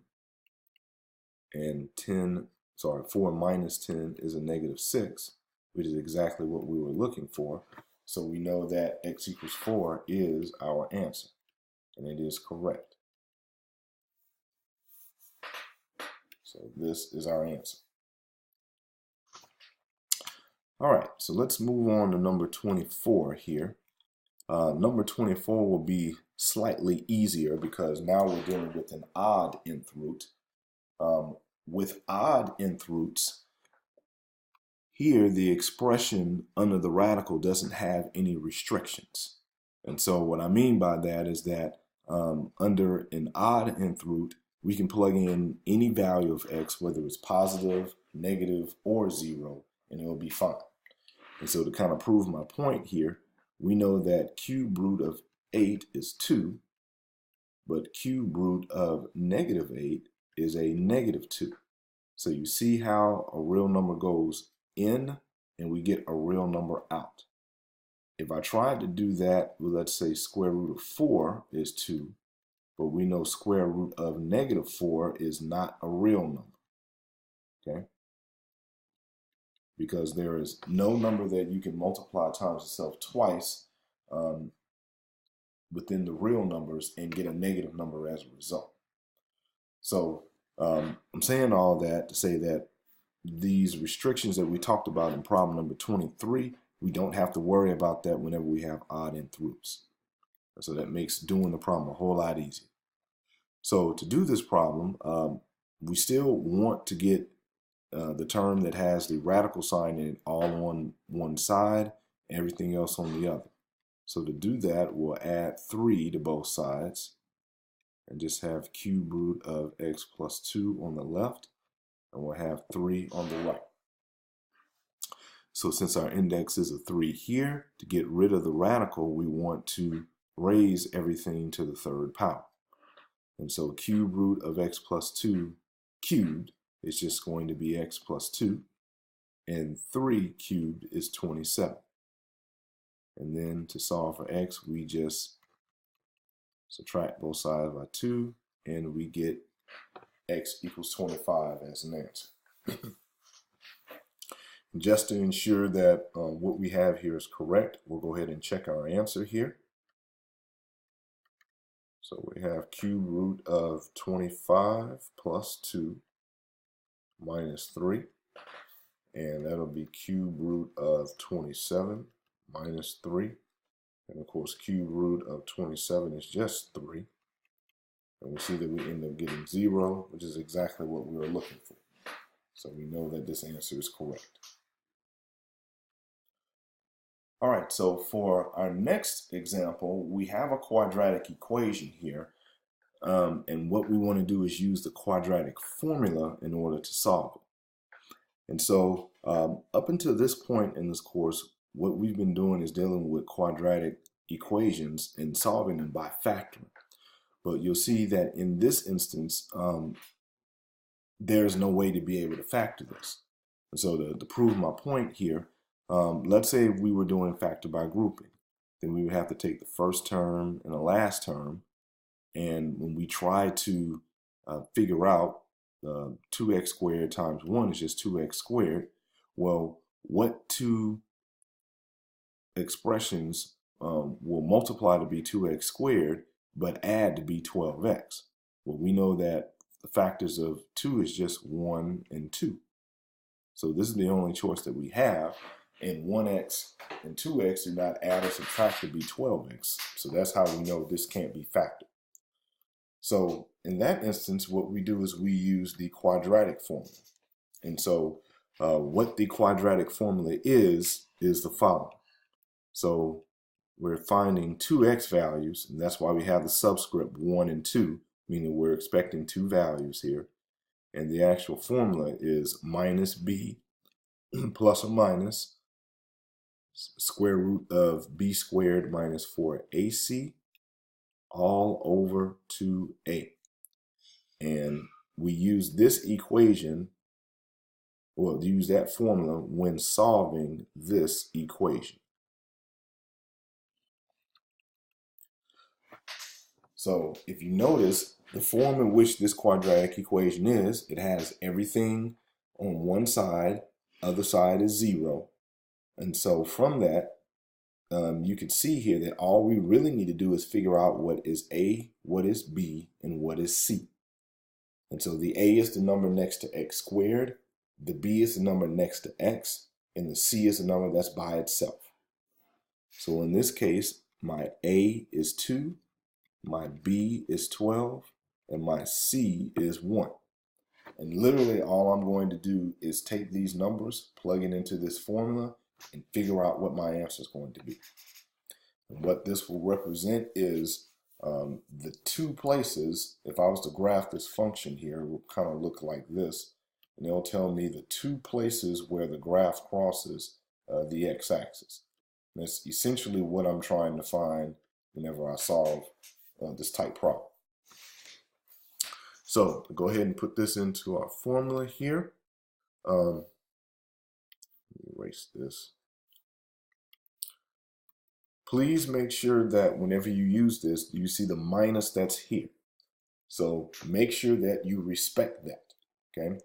For instance, if this was a minus 12 here, you would still write the minus first, and then for B, you would put minus 12 if this was a minus.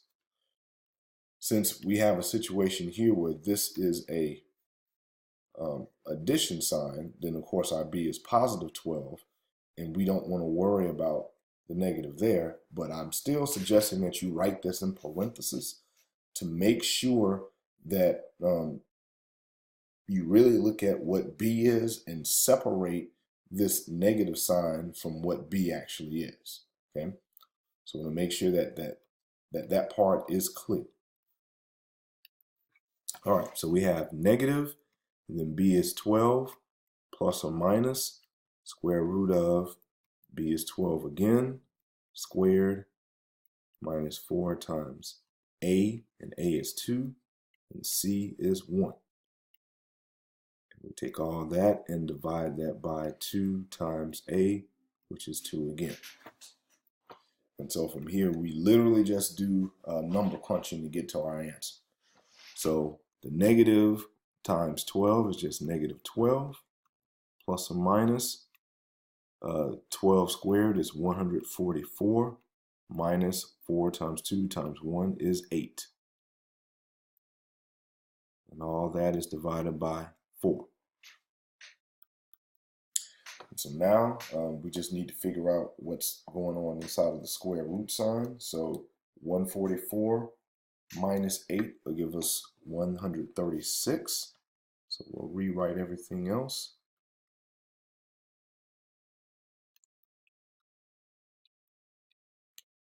And from here, we know that 136 is not a perfect square, so we know that this answer is going to be irrational. So to figure out how we're going to break down 136, what we can do here is we know that 136 is divisible by 2. So 2 goes into 13 6 times. 6 times 2 is 12. And that bring down the 6. And then 2 times 8 will give us 16 here. So we know that 2 times 68 is going to be 136. You may not know what times what is 68, so we can divide by 2 again. 2 goes into 6 3 times. 2 goes into 8 4 times. Okay. And then, of course, what this tells you that is we have 2 times 2, which is 4, times 34, which is going to end up being 136. And if we went one more time, we know that 2 goes into 34 17 times. Okay? So we could also look at this as 8 times 17. Now, out of these choices here, 2 times 68, 4 times 34, or 8 times 17, this is the best choice because we know that 4 is a perfect square. Okay? And so if we use this, I can say this is negative 12 plus or minus, and break up square root of 136 as square root of 4 times square root of 34. And divide all that by 4. Now, we know that square root of 4 is just 2. And then from this point, what we could do, depending upon how you want to write it, we could factor out 2. I'll come over here and do that. So we factor out 2 out of the numerator. So it'll be 2, that'll be minus 6 plus or minus square root of 34. All that divided by 4. And of course, 2 divided by 4 is the same as 1/2 because 2 goes into 2 once. 2 goes into 4 2 times. So we'll have negative 6 plus or minus square root of 34 all over 2. And so that is one acceptable way to write this answer. If you decided to take this portion here and split it up into a fraction, then what you would eventually end up getting is this. And I'm just going to keep on going for those that took that approach. So if you split it up into a fraction, you'll end up getting 3 plus or minus square root of 34, all that divided by 2. And of course, that is an acceptable answer as well. So if you end up with this answer, or if you end up with this answer, both ways are acceptable.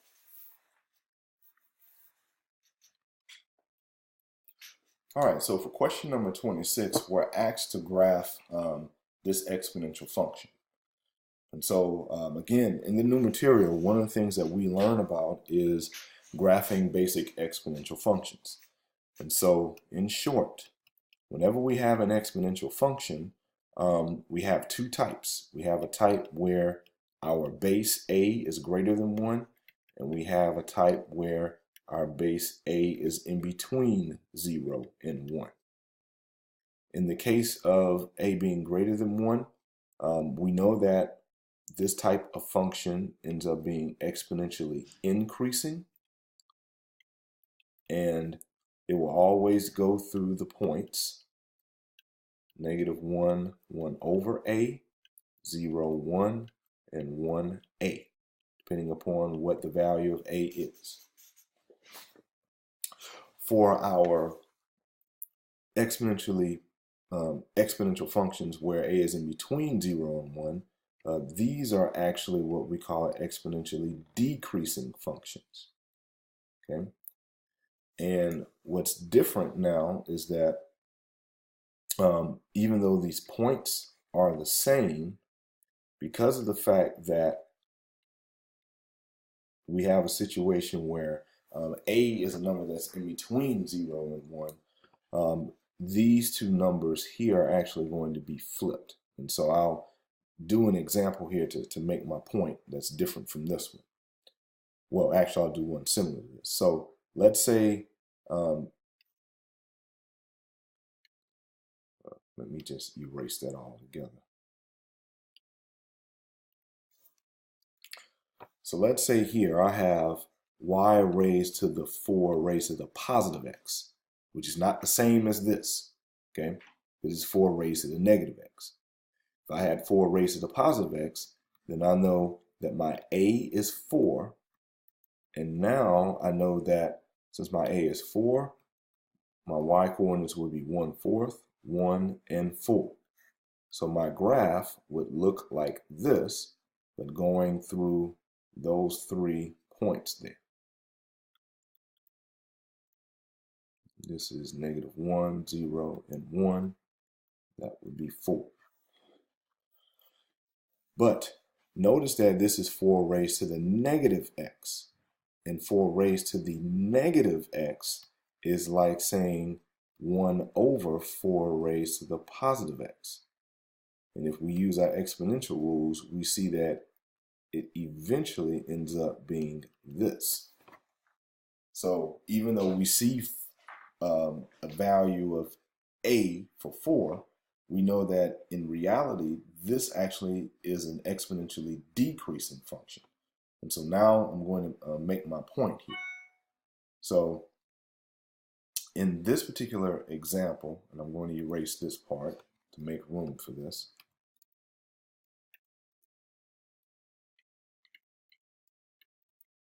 So here for 4 raised to the negative x, which is the same as 1/4 raised to the x,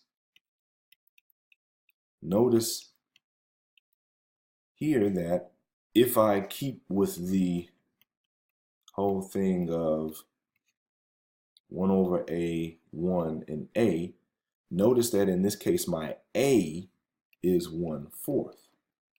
So if I actually do this, 1 divided by a is really 1 divided by 1/4. And here, whenever we do the reciprocal of 1/4, that ends up giving me 4. This 1 always stays the same. And of course, a here is technically 1/4. So if you notice, do you see how we have 4 here and 1/4 there? But over here, whenever our a is greater than 1, we have 1/4 first and then 4 down below. And so that's what I meant by everything will be the same except for these two numbers switch. And so to simplify this, I'm going to go ahead and erase this, just give you a simple way to think about it, if it will erase.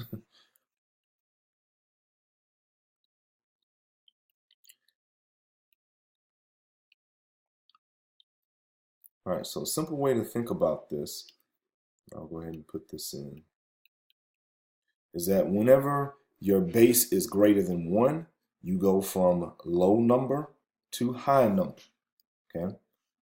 So notice, go from low to high.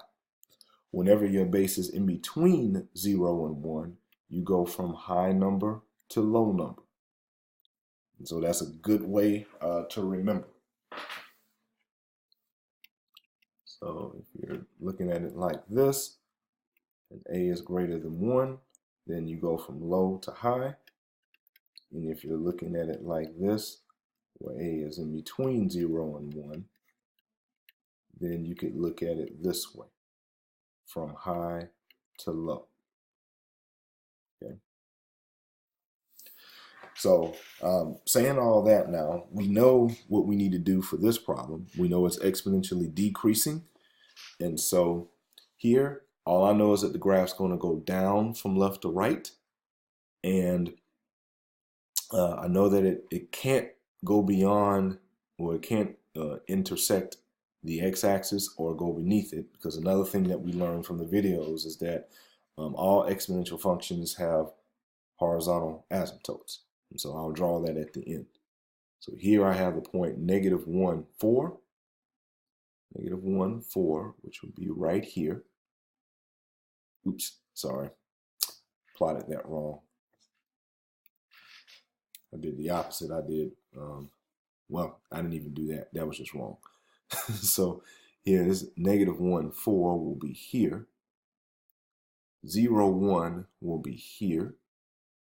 And 1, 1/4 we'll estimate to be about right there. And again, all I'm doing is I'm going to draw an exponentially decreasing graph here. And so I'll just come down and slowly draw it. And the main thing I want to make sure of is that whatever I do, I make sure that I have horizontal asymptote here at y = 0. I'm basically explaining that, hey, my function cannot cross or touch this particular value here at any time. Okay. Get rid of some of this to get rid of all the clutter here.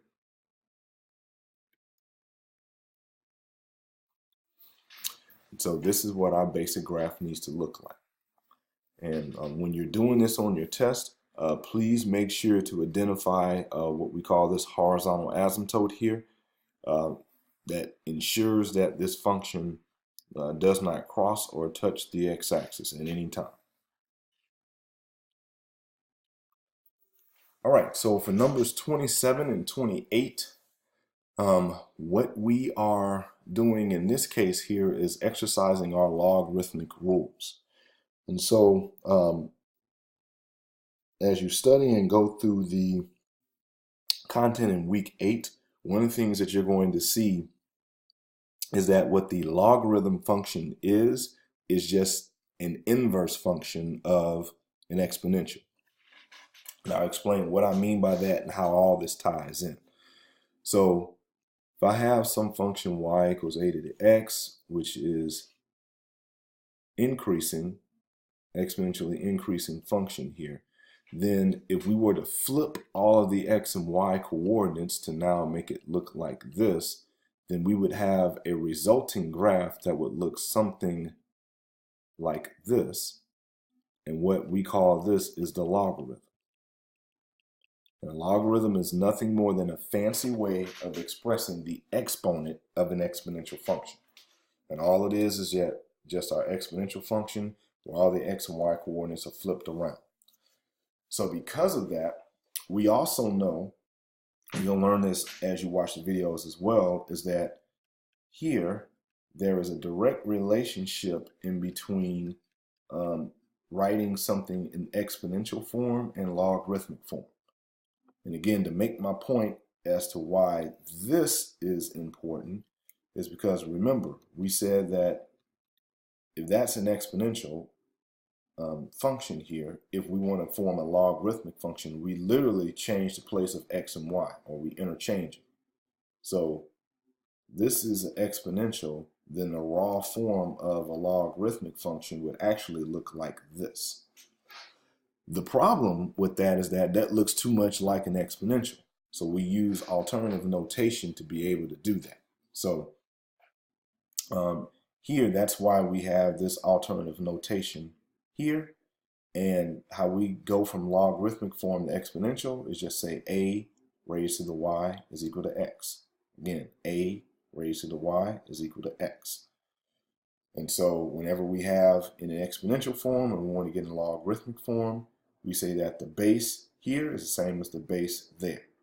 And that a logarithm is a fancy way of expressing an exponent. So what y is here is what all this would equal, okay? Because again, a logarithm is just another way of expressing the exponent of an exponential function here. So we know that this is what the logarithm equals, and then whatever on the outside of the exponential is what's inside the logarithm. Now, I'm saying all that to say that the rule that we're going to use here to be able to write this as one simple logarithm actually comes from our exponential rules that we know. And so I'm going to pause here for a second, show you those rules and explain them. And then after that, we come back and we'll do questions number 27 and 28. All right, so for questions 27 and 28, these are the logarithm functions or logarithm properties I'm referring to. And so again, want to make sure that we understand the connection here between these problems. So we know that if we have y equals log base a of x, we can rewrite that in exponential form this way. And so our first property says that log of any base evaluated at 1 is 0. And so here, this is another way of saying anything raised to the 0 power is equal to 1. Because here, if we have a raised to the y, that equals x. And to kind of give you a concrete example of why I'm doing this, let's say we know that 4 raised to the 3 is 64. So if I wanted to rewrite this in logarithm form, it would look like this. 3 is the exponent for the exponential number that has a base of 4 and its result is 64. And if you notice, if I use this translation going from logarithmic form to exponential, I'll say 4 raised to the 3 is equal to 64. So you can see that the exponential and logarithmic equations really have, well, exponential logarithmic functions both have the same information. It's just everything is sort of reversed. And so that's why I'm saying here that we have a raised to the 0 power is equal to 1. If we do that invertedly in a logarithmic fashion, it just looks like log base a of 1 is equal to 0. Similarly, log base a of a is equal to 1 because anything raised to the power of 1 is just a. Log base a of a raised to the x is just x because literally a raised to the x, a raised to the x is equal to a raised to the x. Property number 4, what we're really saying here is this property here, and we're literally replacing y with log base a of x. So if you notice, we have log base a of x is equal to y, and we're literally putting that in place of that, and that's property number 4. Property number 5 and property number 6 are the ones, and property number 7 will be the ones that we'll heavily use here in questions 27 and 28. And so what property number 5 is essentially saying here is it's saying if we have two exponential expressions that are multiplied by each other and have the same base, then we can add the exponents. And if you notice here, we said that logarithm was a fancy way of expressing the exponent of an exponential function. So here we have two exponents, quote unquote, being added together, just like how we have two exponents being added here. And of course, you see the multiplication here, multiplication here. And so similarly, for property number 6, says log base a of m divided by n. And of course, the division is inside the logarithm, not log base a of m divided by log base a of n. It's not like that. So in other words, this property does not say this. It does not say that.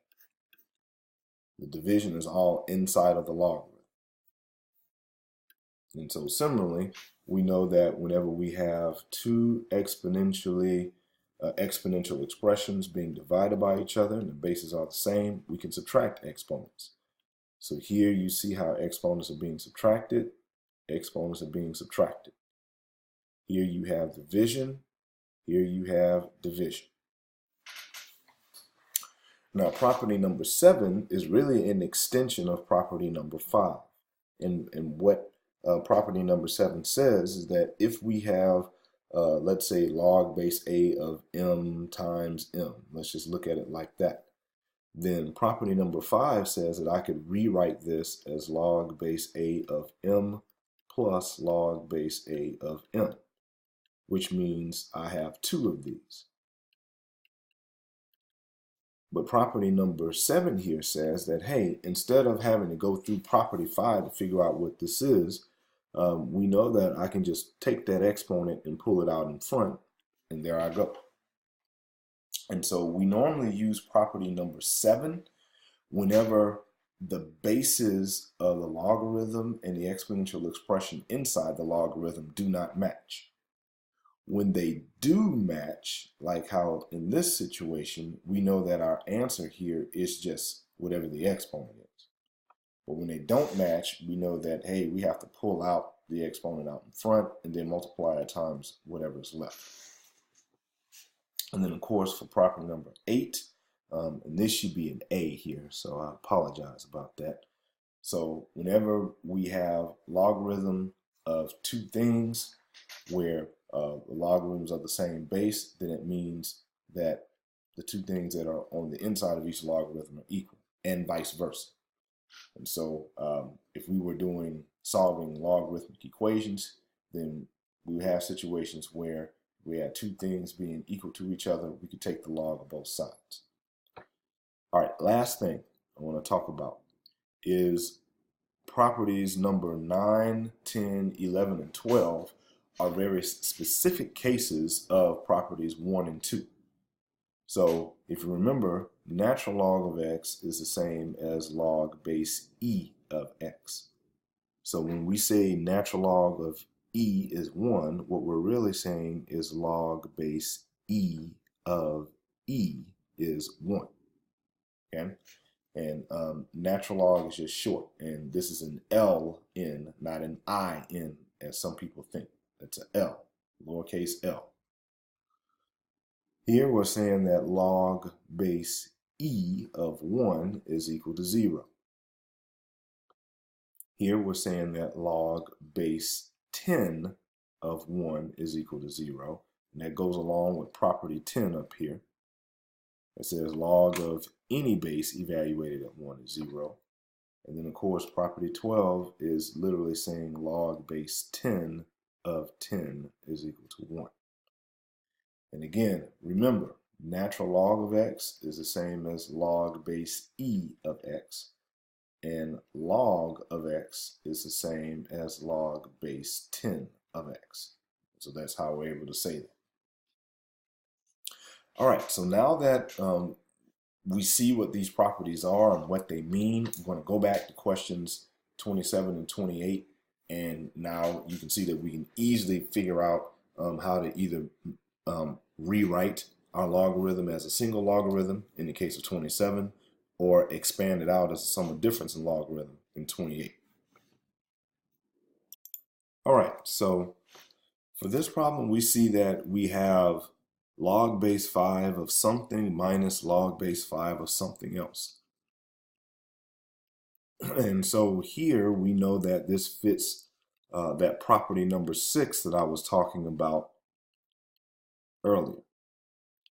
And it goes along with that property. So here we know that we could just rewrite this as log base 5 of x minus 4 divided by x plus 1. And so that will allow us to be able to write this logarithm as a single logarithm. And so now you understand the rule that we're using and why we're actually using that particular rule or property. Okay. For question number 28, we're asked to expand or write this single logarithm as a sum or difference of logarithms. And again, using the same rule or same property as we did in number 27. Now I'll go ahead and bring it down again.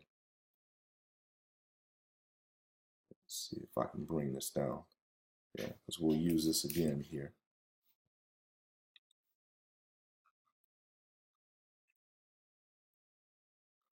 So we will be using this property again but now we're going to be using it in reverse. So if you notice, we have this situation to start off with, log base a of something divided by something.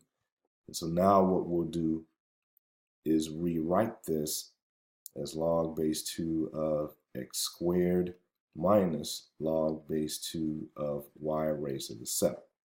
Okay? And then from here,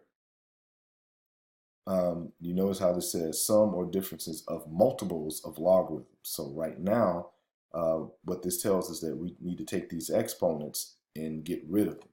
And so how we do that is we use property number 7. And remember, property number 7 told us, hey, if the bases don't match here, we can pull out the exponent, rewrite everything like this. So what this means here is that I can take the 2, pull it out, take the 7, pull it out. So this will be 2 times log base 2 of x minus 7 times log base 2 of y.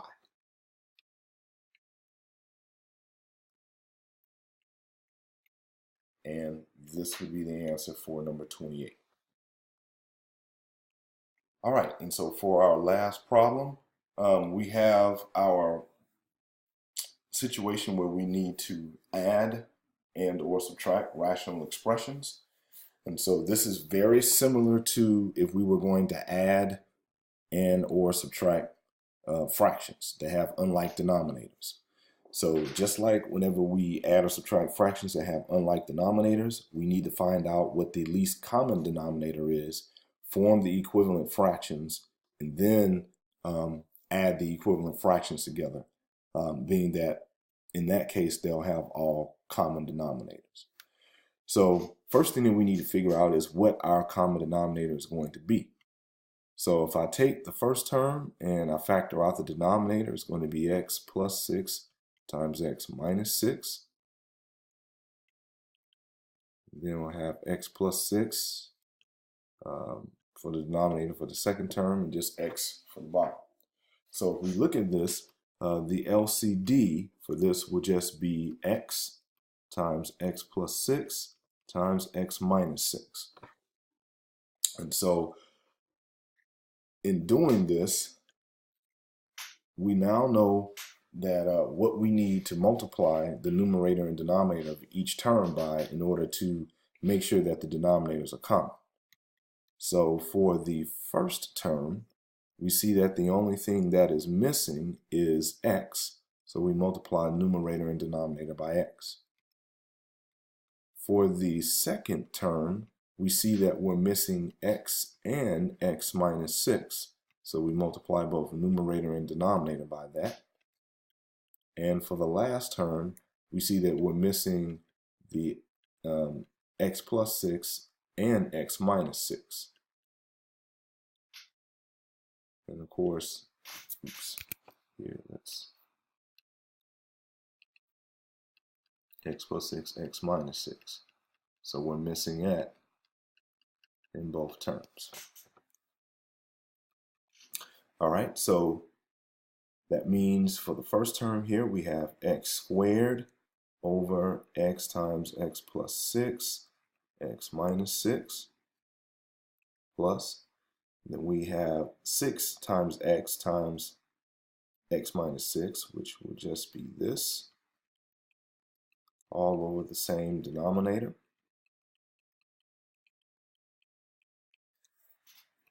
And then we have 7 times x plus 6 times x minus 6, and all of this is just actually equal to x squared minus 36. So I'm just going to write it like that to make life simple for myself. And all this over the same thing. All right. So now here we know that we have all like denominators. So we can form this into one big quotient here. So we have x squared. That was ugly. Let's try that again. So we have x squared plus, and now when we distribute here, that will be 36x squared minus 36x. Oops, sorry. Yeah, that's not right.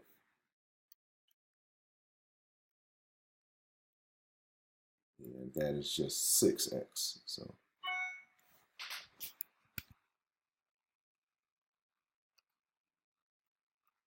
right, because 6x times x is 6x squared, and then 6x minus 6 is a negative 36x. All right. And so now we have minus here, and what I'm going to do to make sure I don't lose the sign is just put a plus and then a negative here. And then I'll go ahead and distribute 7 to, well, negative 7 to both terms. So we're here, and we have a minus 7x squared, and then negative 7 times negative 36 is 252.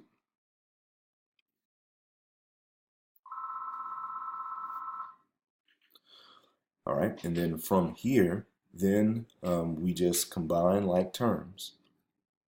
So x squared plus 6x squared is 7x squared minus 36x minus 7x squared plus 252 all over same denominator. And of course, we see that the 7x and negative 7x squared reduces, and we end up with negative 36x plus 252, all that divided by x times x plus 6 times x minus 6. And so the only other thing that we could possibly do to see if we could reduce this anymore is to go ahead and factor back out the negative 36. And if we did that, then we would end up getting x minus 7 inside a parenthesis.